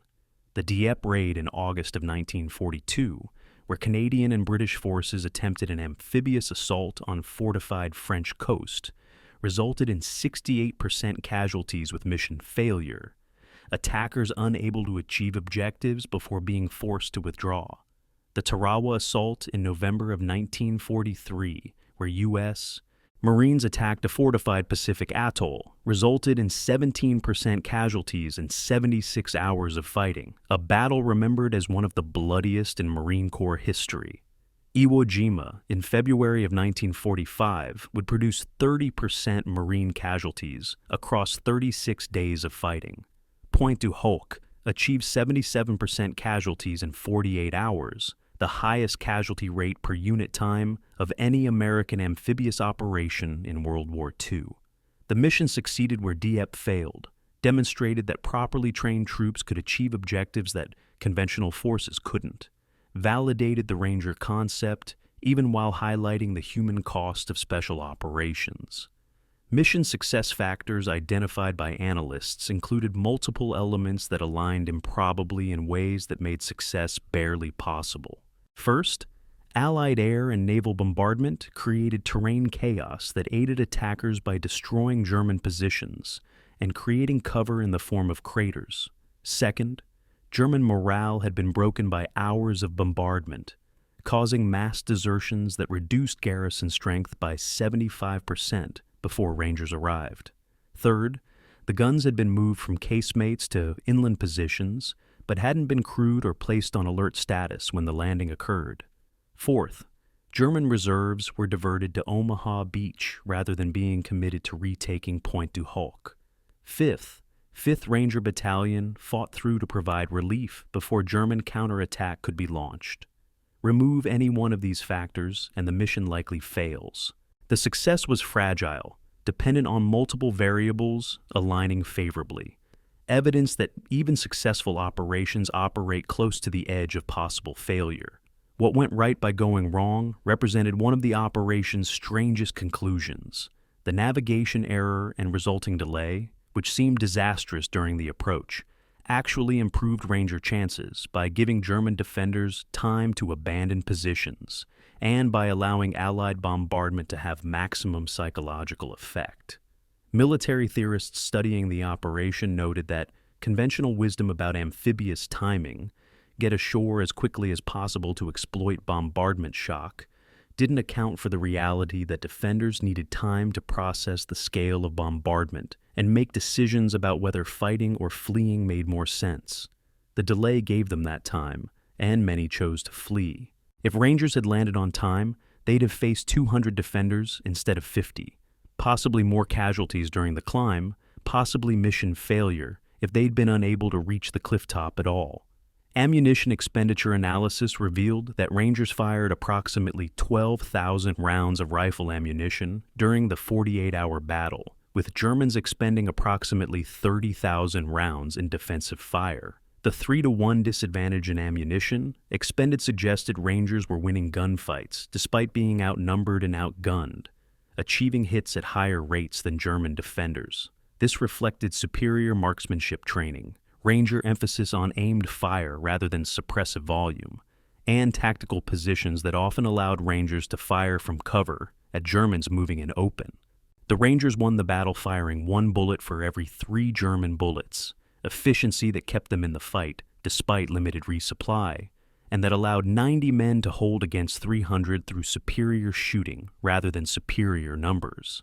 Strategic impact calculations attempted to quantify the value of destroying the 6 coastal guns, comparing casualties prevented versus casualties incurred in achieving that objective. The 6 GPF guns, if they'd fired at planned rates on planned targets for planned durations, would have fired approximately 300 rounds at Utah Beach, Omaha Beach, and invasion shipping. Analysts estimated hit probability at 20% based on German artillery performance elsewhere, suggesting 60 hits. Each hit on landing craft would have killed or wounded between 10 and 30 soldiers depending on craft loading and shell placement. Each hit on beach concentrations would have killed or wounded between 5 and 20 soldiers.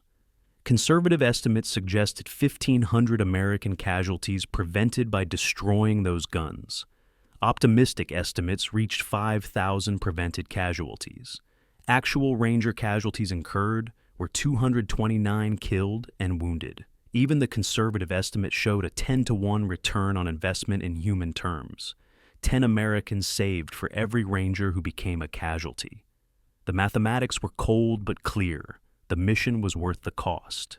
Training return on investment analysis calculated that the Army had spent approximately $50,000 per Ranger in training costs, equipment, and support for the 2nd Ranger Battalion, a total investment of over $11 million for 225 men. By 1944 standards, this was enormous expenditure for a single battalion. Was it worth it? The analysis suggested yes, emphatically. The Rangers accomplished a mission that conventional infantry couldn't have attempted, destroyed weapons that threatened the entire invasion, validated special operations concepts that would shape American military doctrine for the next 80 years. The dollar cost was high, but the strategic value was higher, proving that elite units trained for specific missions could achieve results that no amount of ordinary infantry could replicate. The training didn't guarantee success. 77 Rangers died despite being the best trained soldiers in the Army, but it made success possible where it otherwise wouldn't have been. The correlation with Omaha beach casualties provided sobering context for what Pointe du Hoc prevented. If those 6 guns had been operational and firing on Omaha Beach, where 1st and 29th Infantry Divisions were already taking catastrophic casualties from German defenses, the beach might have been impossible to hold. Omaha was the closest the invasion came to failing, casualties so heavy that Bradley briefly considered evacuating the beach and diverting follow-on forces elsewhere. Adding artillery fire from Pointe du Hoc to the defensive fires already devastating Omaha might have tipped the balance from costly success to catastrophic failure. The Rangers didn't just destroy guns, they removed a threat that could have doomed the invasion's most vulnerable beach. The strategic stakes were that high, justifying the mission despite its cost, validating the decision to attempt something that military planners thought was nearly impossible. The question of whether the mission could be replicated generated debate among military theorists that continues to present day. Was Pointe du Hoc a model for future operations, or a unique circumstance that succeeded despite poor odds? The optimistic view held that properly trained special operations forces could achieve strategic objectives that conventional forces couldn't, that the Ranger success proved the value of elite units. The pessimistic view noted that everything that could go wrong did go wrong, and the mission barely succeeded anyway, that replicating it would likely result in failure most of the time. The realistic assessment lay between. Pointe du Hoc demonstrated what was possible with elite troops, intensive training, and acceptance of very high casualty rates. But it also demonstrated that special operations are fragile, dependent on multiple factors aligning favorably, unsuitable for routine application.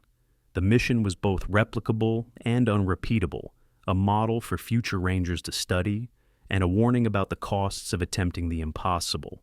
The Western Union telegram arrived at the Lommel home in Point Pleasant, New Jersey on June 15, 1944, 9 days after D-Day, carried by a messenger who delivered too many of these yellow envelopes to too many families that month. Mrs. Lommel answered the door, saw the uniform and the envelope, and her knees buckled. The telegram was brief and official. The Secretary of War desires me to express his deep regret that your son, Sergeant Leonard G. Lommel, has been reported killed in action 6 June in France. She collapsed, neighbors rushing to help, her world ending in the time it took to read 20 words. Except the telegram was wrong. Leonard Lommel wasn't dead. He'd been wounded, evacuated to England, and was recovering in a field hospital where paperwork errors and communication chaos had listed him as killed when he was actually alive. The Army would correct the error 3 days later, another telegram reversing the first.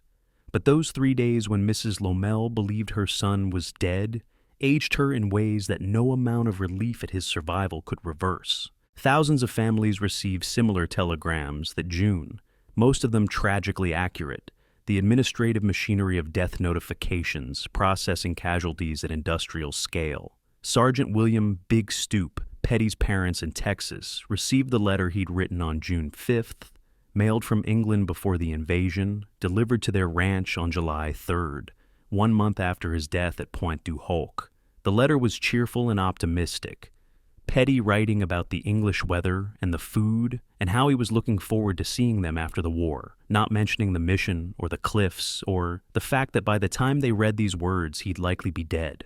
His mother read it aloud to his father at the kitchen table where Stoop had eaten breakfast for 18 years before joining the Army, both of them crying at hearing his voice in the written words.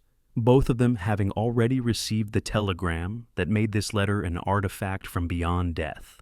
They kept the letter in its envelope, stored it with his high school football trophies and the flag the Army had sent. Tangible connections to a son who'd left Texas as a 35-year-old machinist and died in France as a Ranger leading men half his age into impossible combat.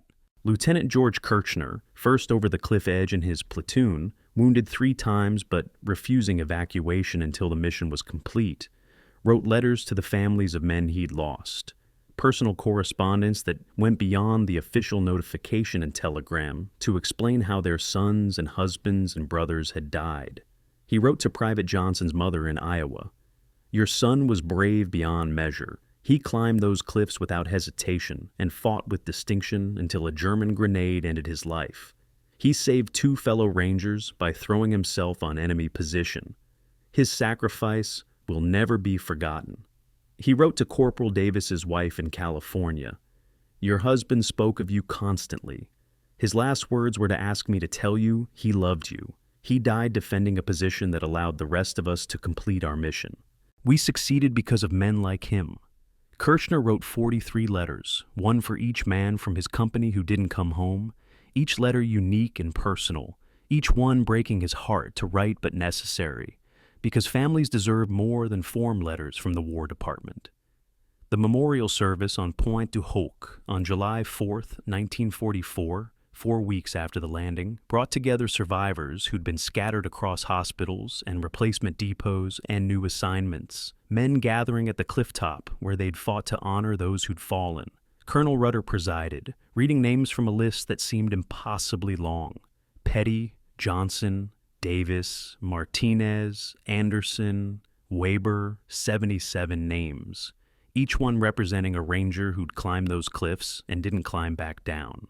The survivors stood in craters where friends had died, looking at ground that still bore evidence of combat, shell casings and torn equipment and bloodstains that July rain hadn't washed away.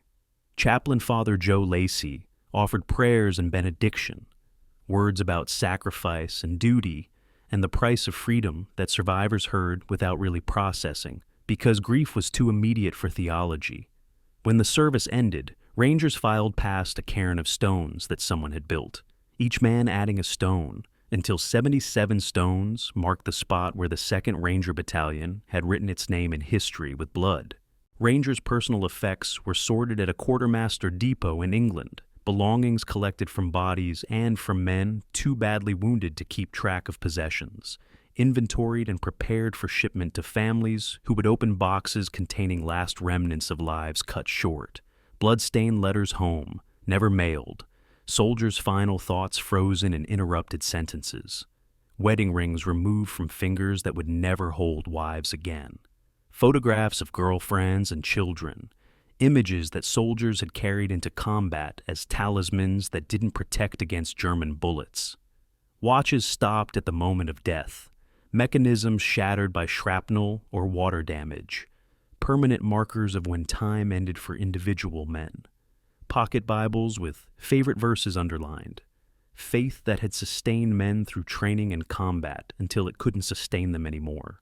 Each item was cataloged, packed carefully, shipped across the Atlantic to families who would treasure these objects as sacred relics, physical connections to loved ones who would never come home except in memory. The youngest Ranger killed at Pointe du Hoc was Private Harold K. Weber, 17 years old, who'd lied about his age to enlist at 15, adding 2 years to his birth certificate to join the Army when most boys his age were still in high school. He'd made it through Ranger training through sheer determination, keeping pace with men twice his age, proving himself in every test until nobody questioned whether he belonged. Weber died on the cliff face, shot by a German defender while climbing 50 feet above the beach, falling into surf that carried his body away before it could be recovered. His mother, who'd signed the permission form allowing him to enlist early because he'd begged and she hadn't been able to deny him, received a telegram and a flag but never received a body to bury. Harold Weber's name is carved on the wall of the missing at Normandy American Cemetery, one of thousands of American soldiers who died in France and have no known grave, lost to war in ways that leave families without closure or completion to their grief. The oldest Ranger killed was Sergeant William Big Stoop Petty, 35 years old, who'd survived being too old for Rangers by being too competent to reject, whose physical conditioning and leadership skills had overcome age disadvantages until a German mortar shell made age irrelevant. He left a wife in Texas, no children, a ranch that would be sold because his widow couldn't work it alone, dreams of post-war life that evaporated in the instant of detonation. Petty's body was recovered from his crater, identified by dog tags and by rangers who recognized him despite wounds, buried initially in a temporary cemetery in Normandy, then reinterred after the war at Arlington National Cemetery, where his gravestone identifies him only by name, rank, and date of death. Nothing about the Cliffs or the mission or the 77 other rangers who died in the same impossible operation. Wounded rangers evacuated to hospitals faced surgeries and recoveries that would reshape their lives in ways they couldn't predict in June of 1944. 38 rangers lost limbs, arms, or legs, or both. Amputations performed in field hospitals or hospital ships, or hospitals in England when damaged tissue couldn't be saved and gangrene threatened lives. These men would return to America as disabled veterans, learning to function with prosthetics, facing civilian lives that were harder than they'd imagined, because losing a limb was just the beginning of adaptation. 45 Rangers suffered traumatic brain injuries from concussions, blast waves from grenades or artillery shells, creating damage that wouldn't be fully understood for decades. Symptoms dismissed as shell shock or battle fatigue, in an era before medicine recognized traumatic brain injury as distinct from psychological trauma. These men would struggle with headaches, memory problems, mood disorders, disabilities that were invisible but debilitating, fighting battles against their own brains that would last lifetimes. Posthumous awards recognized valor but couldn't replace the men who had earned them. 5 Distinguished Service Crosses, the Army's second highest award for extraordinary heroism in combat, went to Rangers who had performed actions above and beyond normal bravery. 43 Silver Stars, third highest award for gallantry, recognized Rangers who'd fought with distinction. 89 Bronze Stars, awarded for heroic or meritorious service, went to Rangers who'd performed their duties under fire. The medals were presented to families at ceremonies that felt hollow because the recipients weren't there to receive them, widows and mothers accepting pieces of metal and ribbon that represented valor but couldn't resurrect the dead. Some families treasured the medals as evidence that their loved ones had died for something meaningful. Others locked them away, unable to look at awards that came with death certificates and folded flags. The telegram notification system functioned with bureaucratic efficiency that managed to be both impressively organized and devastatingly impersonal. Western Union messengers delivering standardized forms that reduced individual deaths to template language with names and dates inserted in blanks. The Secretary of War desires me to express his deep regret that Private Name was killed in action on date in location. An average of 12 days elapsed between death in France and notification in America, time required for bodies to be identified, paperwork to be processed, telegrams to be composed and transmitted and delivered. 12 days when families didn't know whether loved ones were alive or dead, existing in uncertainty that was sometimes worse than confirmed grief, because hope and fear warred constantly. When telegrams finally arrived, the uncertainty ended, but grief began, yellow Western Union envelopes becoming symbols of devastating news that would be remembered decades later by children who answered doors and saw the messenger and knew before opening the envelope that their lives had just changed forever. The personal cost of Pointe du Hoc extended beyond the 77 killed, to include hundreds of family members whose lives were permanently altered by losses they hadn't anticipated and couldn't prepare for. Wives became widows, some with children who would grow up without fathers, others without even that legacy, just memories and letters and photographs of men they'd married, expecting long lives together. Parents buried sons, reversing the natural order. Elderly couples surviving children who should have survived them. Grief compounded by the cosmic wrongness of outliving your offspring. Siblings lost brothers, childhood companions who had enlisted together, or written letters from different units, discovering that shared blood didn't protect against German bullets.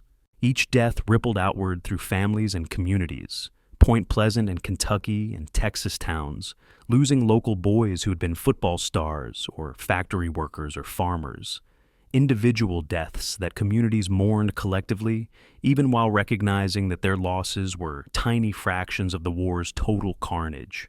The question of whether families could understand what their loved ones had died for, whether they could grasp the strategic importance of destroying those guns, generated different answers from different families. Some found comfort in knowing their sons or husbands had died, accomplishing a critical mission, that the Ranger deaths prevented potentially thousands of other American deaths on the invasion beaches. Others couldn't find comfort in any explanation, couldn't accept that any military objective justified taking their loved ones away. The War Department's explanatory letters tried to provide context, explaining that Rangers had climbed cliffs under fire to destroy German coastal guns that threatened the invasion, that their sacrifice had been essential to D-Day's success. Some families treasured these letters as evidence of meaningful sacrifice. Others felt the explanations were propaganda designed to make senseless death seem purposeful. The truth was that both perspectives were valid, that deaths could be both strategically necessary and personally devastating, that military success and family tragedy weren't contradictory, but were different ways of understanding the same events. The long-term impact on survivors included psychological burdens that wouldn't be recognized or treated for decades, what World War II called combat fatigue or shell shock, and what later generations would recognize as post-traumatic stress disorder.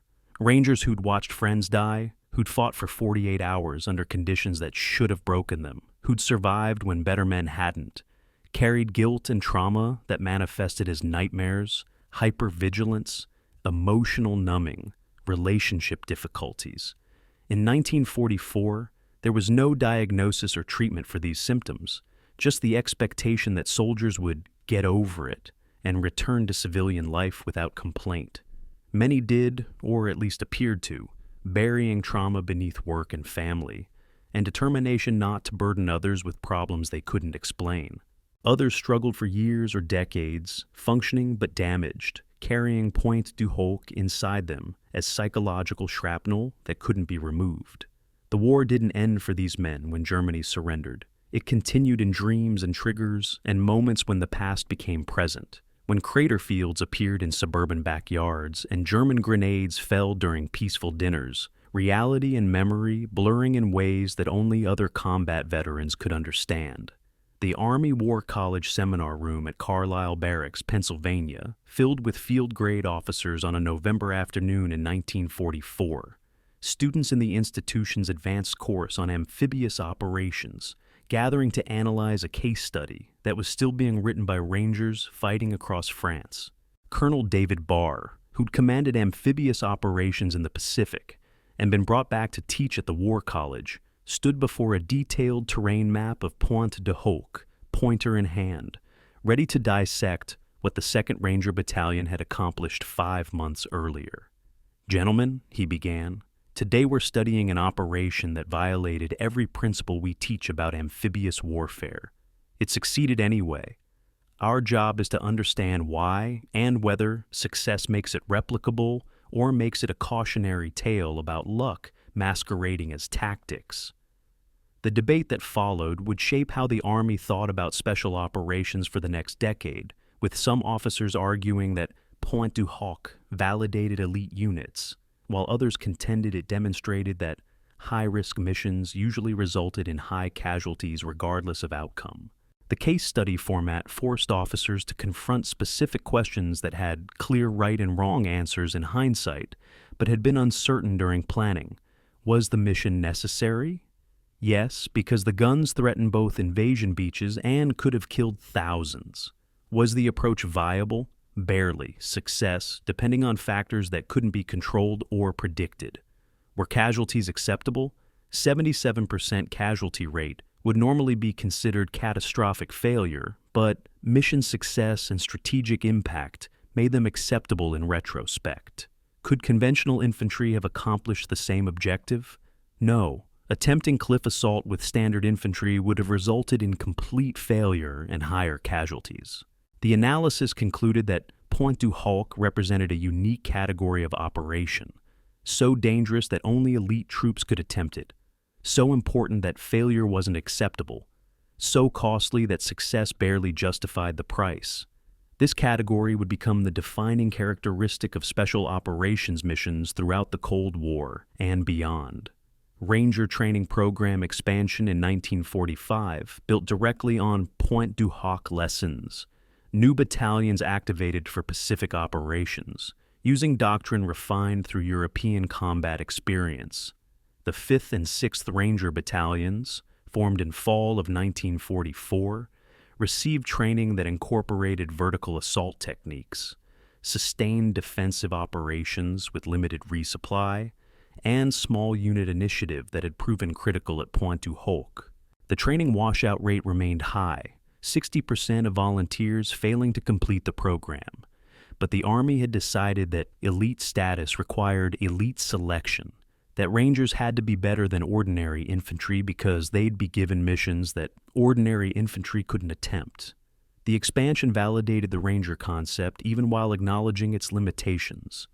Rangers couldn't replace conventional forces, couldn't be mass-produced without diluting quality, but could accomplish specific missions that justified the training investment and casualty risk.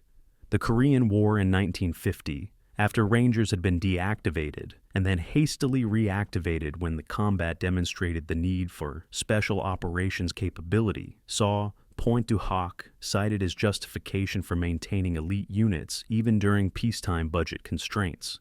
The Ranger companies formed for Korea used training methods and organizational structures derived from World War II experience, with cliff assault techniques and sustained defense becoming standard curriculum. The fact that Korean War Rangers rarely needed to climb cliffs under fire didn't diminish the value of the training, which built confidence and physical capability that transferred to other tactical situations.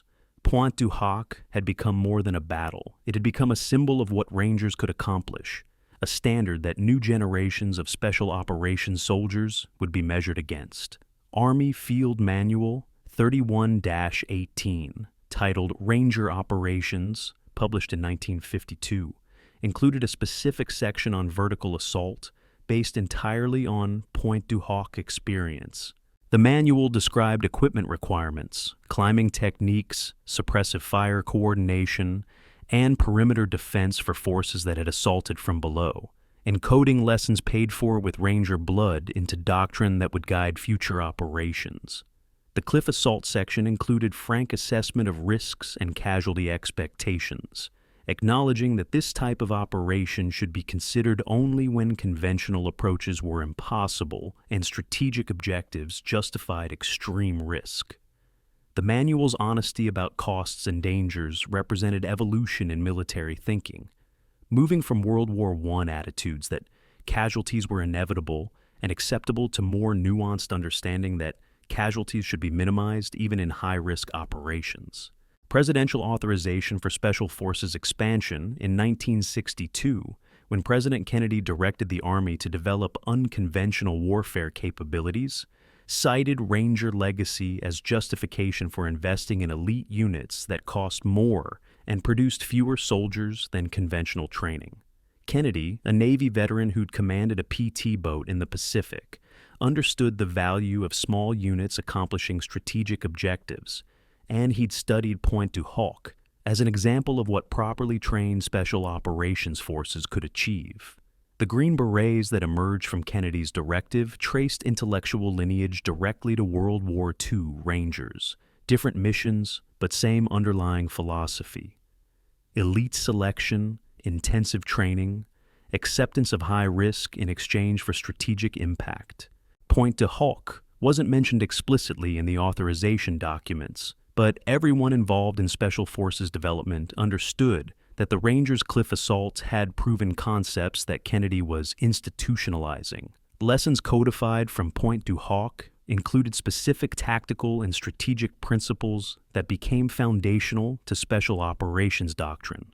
First, elite units properly trained could accomplish missions that conventional forces couldn't attempt, validating specialized selection and training despite higher costs per soldier.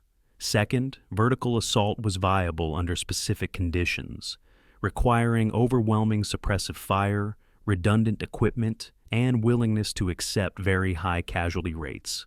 Third, small unit initiative was critical when plans inevitably failed, with success often depending on individual soldiers making correct decisions without officer guidance. Fourth, sustained defense with limited resupply required superior marksmanship, ammunition discipline, and will to continue fighting when rational analysis suggested surrender. Fifth, mission success could be achieved despite catastrophic casualties if the objective's strategic value justified the human cost, though this lesson was controversial and would generate ethical debate for decades. Lessons ignored or misunderstood included several critical factors that military planners preferred not to acknowledge.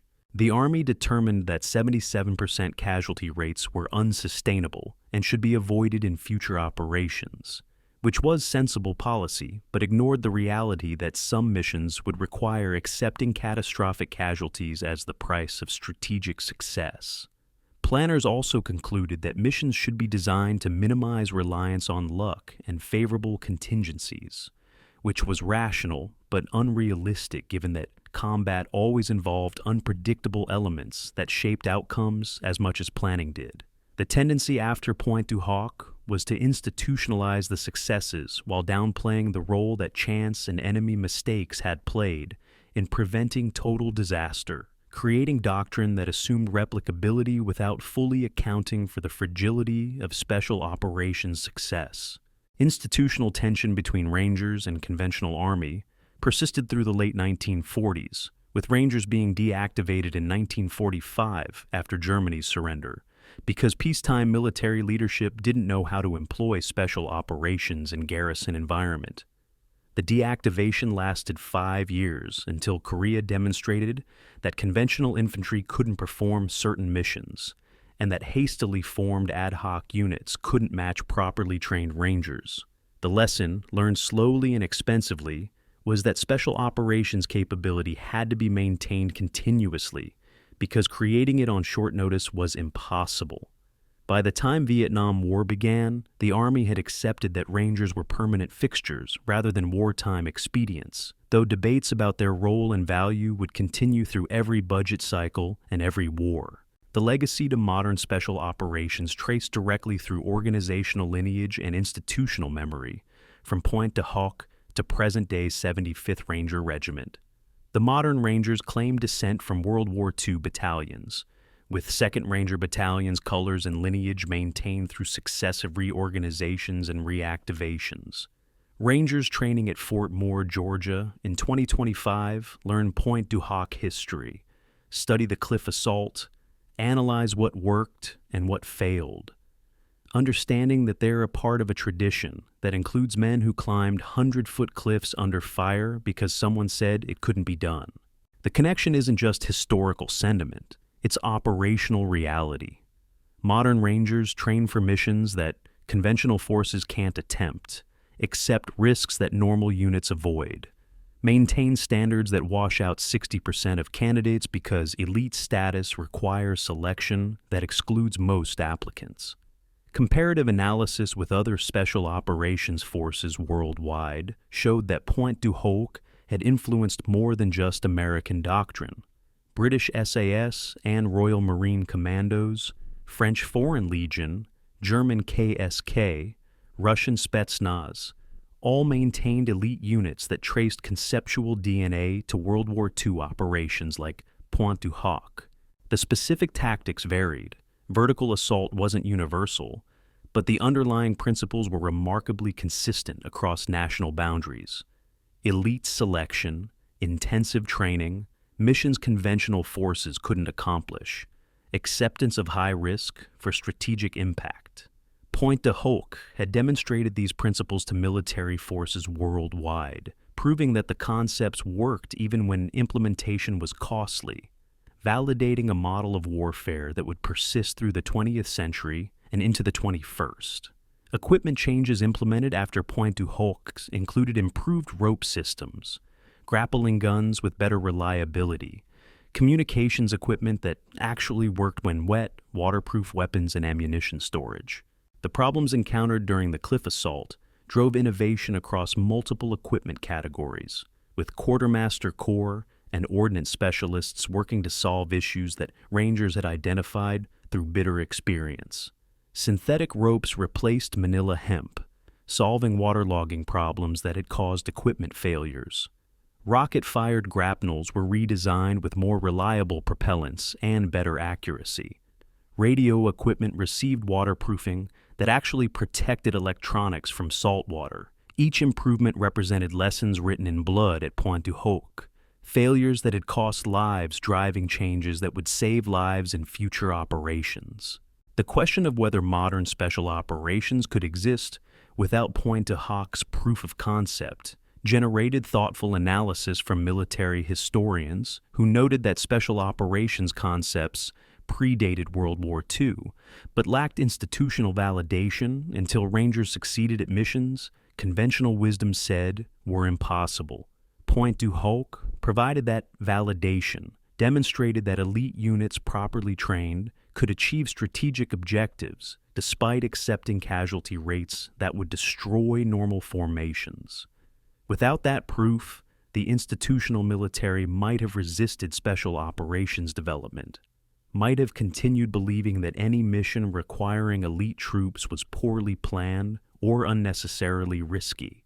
Pointe du Hoc gave special operations advocates a case study they could point to when justifying budget requests or organizational changes, evidence that elite units delivered value that justified their costs.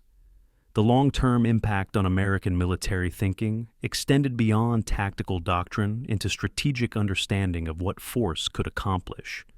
Pointe du Hoc demonstrated that motivation and training could overcome material disadvantages, that will and skill could substitute for numbers when applied with precision at critical points. This understanding would shape American military operations for decades, from Vietnam to Iraq to Afghanistan. Confidence that small numbers of elite troops could accomplish what larger conventional forces couldn't. Whether that confidence was always justified remained debatable, some operations vindicating the special operations model while others demonstrated its limitations. But the fundamental belief that elite troops were force multipliers traced directly to Rangers' success at Pointe du Hoc, where 225 men accomplished what planners thought would require a regiment.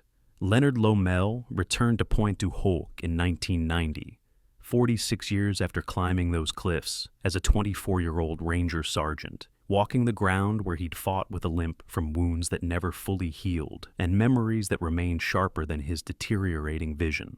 He stood at the cliff edge, looking down at the beach where landing craft had grounded, trying to reconcile memory with reality, the narrow strip of sand looking smaller than he remembered, the cliff looking impossibly high for men to have climbed while being shot at.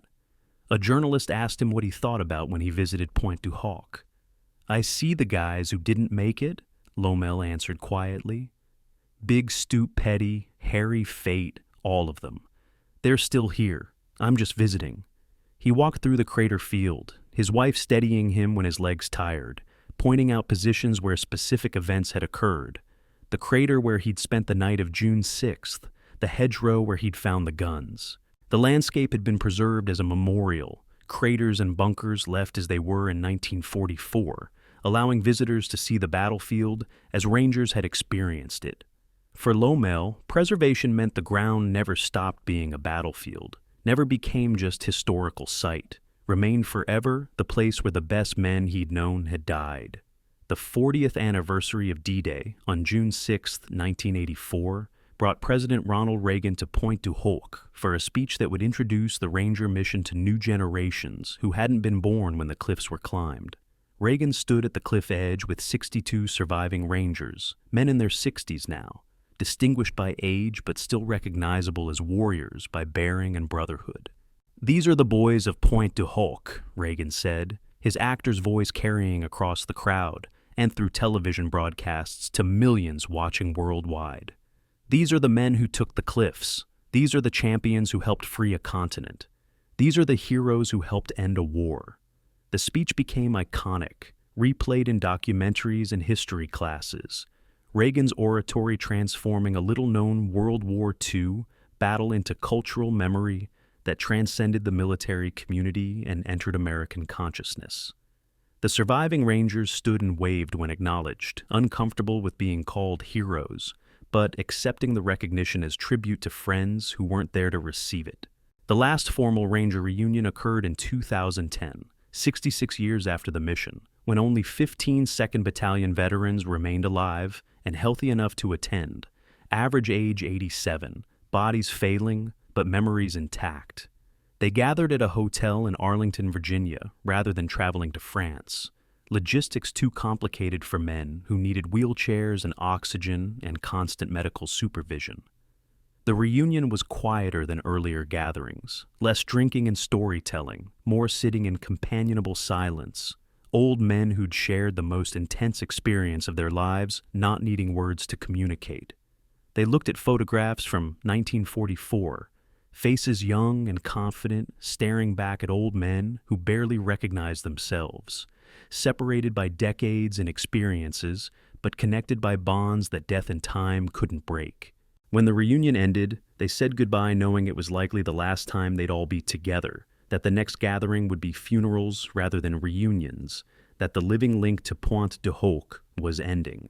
The Pointe du Hoc Ranger Monument, dedicated on the 40th anniversary in 1984, stands at the cliff edge as permanent memorial to Rangers who fought there, a granite pylon rising from German concrete bunker, simple and stark against the sky. Bronze tablets list every Ranger who participated in the assault. 225 names, including the 77 who died. No distinction between casualties and survivors, because all climbed the cliffs and all earned their place on the memorial. Approximately 600,000 people visit Pointe du Hoc annually. Tourists and history enthusiasts, and veterans from other wars, walking the crater field and reading the tablets and trying to imagine what it was like to fight here. Most can't. The distance between visiting a peaceful memorial and understanding actual combat is unbridgeable for those who haven't experienced war. The Rangers understood this, didn't expect civilians to grasp what they'd endured, were satisfied if visitors simply remembered that men had fought here and some had died here, and the price of D-Day success had been paid in blood on these cliffs. Leonard Lomel's funeral in March 2011 brought together the last connection to Pointe du Hoc, the final surviving Ranger from the cliff assault, passing at age 90, taking with him memories that no history book could fully capture. Modern Rangers from the 75th Regiment served as pallbearers, continuing the tradition. Young men in their 20s carrying a man who'd fought at Pointe du Hoc when they weren't born, maintaining lineage between World War II and current operations in Afghanistan and Iraq. The funeral service included the Ranger Creed, recited by pallbearers. Readily will I display the intestinal fortitude required to fight on to the Ranger objective and complete the mission, though I be the lone survivor. Lomel had lived that creed before it was written, had displayed intestinal fortitude in ways that inspired the creed's creation, had completed the mission when survival seemed impossible. His death marked the end of living memory, the transition from history remembered by participants to history known only through records and testimony. Survivor statistics revealed the long-term impact of combat at Pointe du Hoc on men who would climb those cliffs. 90 Rangers walked off the cliff top alive on June 8, 1944. 23 were killed later in Normandy campaign, fighting through hedgerow country toward Brest. 67 survived the war. Approximately 40 survived to 1984 to attend Reagan's speech. 15 survived to 2010 reunion. 0 survived past 2020. The average survivor lived to 78 years old, slightly below national average for males born in the 1920s, possibly affected by combat wounds and stress that accumulated health effects over decades. Approximately 40% showed symptoms consistent with post-traumatic stress disorder, though most were never formally diagnosed because PTSD wasn't recognized as diagnosis until 1980.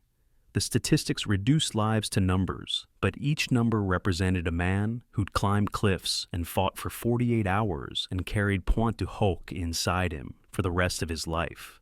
The reunion pattern across 46 years revealed how survivors processed their experience over time, gatherings evolving from immediate post-war reunions focused on who'd survived to later reunions focused on who'd been lost.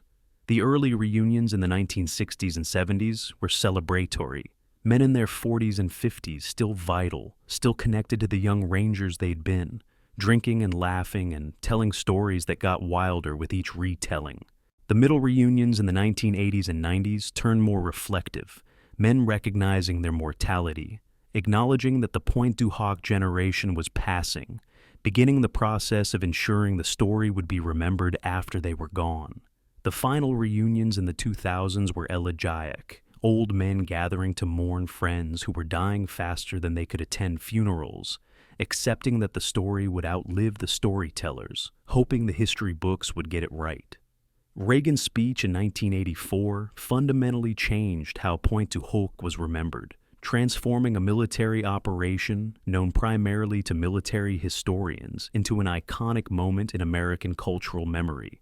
Before Reagan's speech, most Americans couldn't locate Pointe du Hoc on a map, couldn't describe what Rangers had done there, knew D-Day primarily through Omaha Beach and Saving Private Ryan images that would come later. After Reagan's speech, Pointe du Hoc entered popular consciousness as symbol of American military valor, Rangers climbing cliffs becoming shorthand for courage and determination that transcended military context to become cultural metaphor. The speech created mixed feelings among survivors, who appreciated recognition but worried that Hollywood versions would replace actual history, that the boys of Pointe du Hoc would become mythical figures rather than real men who'd been scared and exhausted and lucky to survive. Monument visits in the 21st century introduced Pointe du Hoc to generations with no personal connection to World War II, visitors born decades after the battle-walking crater fields and writing names and trying to understand an experience increasingly distant from modern life. The memorial's power came from its authenticity, preserved battlefield rather than sanitized monument, craters and bunkers and ropes hanging down cliffs, creating immediate connection to the violence that had occurred here. Tour guides described the assault, explained the mission, noted where specific events occurred, but the ground itself communicated more than words could. The steep cliffs and narrow beach and cratered earth, showing why this mission had been considered impossible and why accomplishing it had cost so many lives. For military personnel visiting, especially Rangers and Special Operations Forces, Pointe du Hoc represented pilgrimage site, hallowed ground, where professional ancestors had proven concepts that current operators still employed. Survivor reflections collected over decades revealed common themes that transcended individual experiences and united men who'd fought at Pointe du Hoc. First thumb, we were just doing our job, a consistent deflection of hero status that reflected military culture's discomfort with glorification and survivors' awareness that others had fought just as hard on other beaches. Second theme, I think about the guys who didn't make it every day. Survivors' guilt that never diminished. Awareness that survival was partly luck, and that dead friends deserved remembering. Third theme, would I do it again? Absolutely. No regrets about the mission despite its cost. Understanding that the guns had to be destroyed, and that Rangers were the only ones who could have done it. These themes appeared in interviews and memoirs and casual conversations, remarkably consistent across men from different backgrounds and experiences, suggesting that certain truths about Pointe du Hoc were universal to those who'd climbed those cliffs. The question of whether Pointe du Hoc was worth it, whether preventing 2,000 Allied casualties justified creating 229 Ranger casualties, generated unanimous agreement from survivors that the mission's success validated its cost. They didn't minimize the price, didn't pretend that 77 dead Rangers wasn't catastrophic loss, but they believed the alternative, allowing those guns to fire on invasion beaches, would have been worse. This belief sustained them through decades of remembering, allowed them to process survivors' guilt by focusing on mission success rather than personal survival, gave meaning to losses that could have seemed senseless without strategic context. Modern military ethicists debate whether any objective justifies accepting 77% casualties, whether mission success truly validates such costs. But the men who paid that price didn't share those doubts. They knew what they'd accomplished, knew who they'd saved, knew the price had been terrible but necessary. The legacy question, what Pointe du Hoc proved and what it meant for future generations, generated different answers from different perspectives, but converged on core truth that some moments transcend their immediate context to become permanent symbols of human capability under impossible conditions. For military professionals, Pointe du Hoc demonstrated that elite troops properly trained could accomplish strategic objectives that conventional forces couldn't attempt.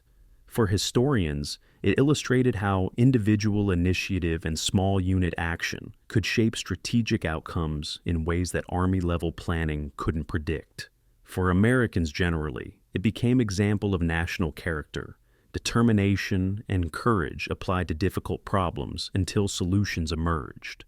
For the Rangers who climbed those cliffs, it was simpler. It was the hardest thing they'd ever done, the most important mission they'd ever attempted, the experience that defined their lives and that they'd carry until death released them from memory. The final understanding that emerged from decades of reflection was that Pointe du Hoc hadn't ended on June 8, 1944, when relief arrived and survivors walked off the clifftop to hospitals and new assignments. It continued in nightmares and memories, in reunions and funerals, in visitors walking crater fields, and children asking grandfathers about the war. It lived in doctrine manuals and training programs, in young rangers learning cliff assault and being told they were following in the footsteps of men who did it first and did it under fire. It persisted in the gap between what history books recorded and what actually happened, between sanitized official accounts and messy reality of combat, where planning failed and men adapted and luck mattered as much as skill. Pointe du Hoc became more than a battle, more than a mission, more than a historical event. It became a permanent reminder that ordinary people, properly trained and properly motivated, can accomplish extraordinary things when circumstances demand it, and that some prices are worth paying even when the cost is measured in lives that end too soon and memories that last too long. The Rangers who climbed those cliffs in June of 1944 knew they were attempting the impossible. They did it anyway. That simple fact, that choice to continue when every rational instinct said to stop, became their legacy. A gift to future generations who would face their own impossible cliffs and need to believe that impossible doesn't mean unachievable, just means harder than anyone thought possible until someone proved otherwise.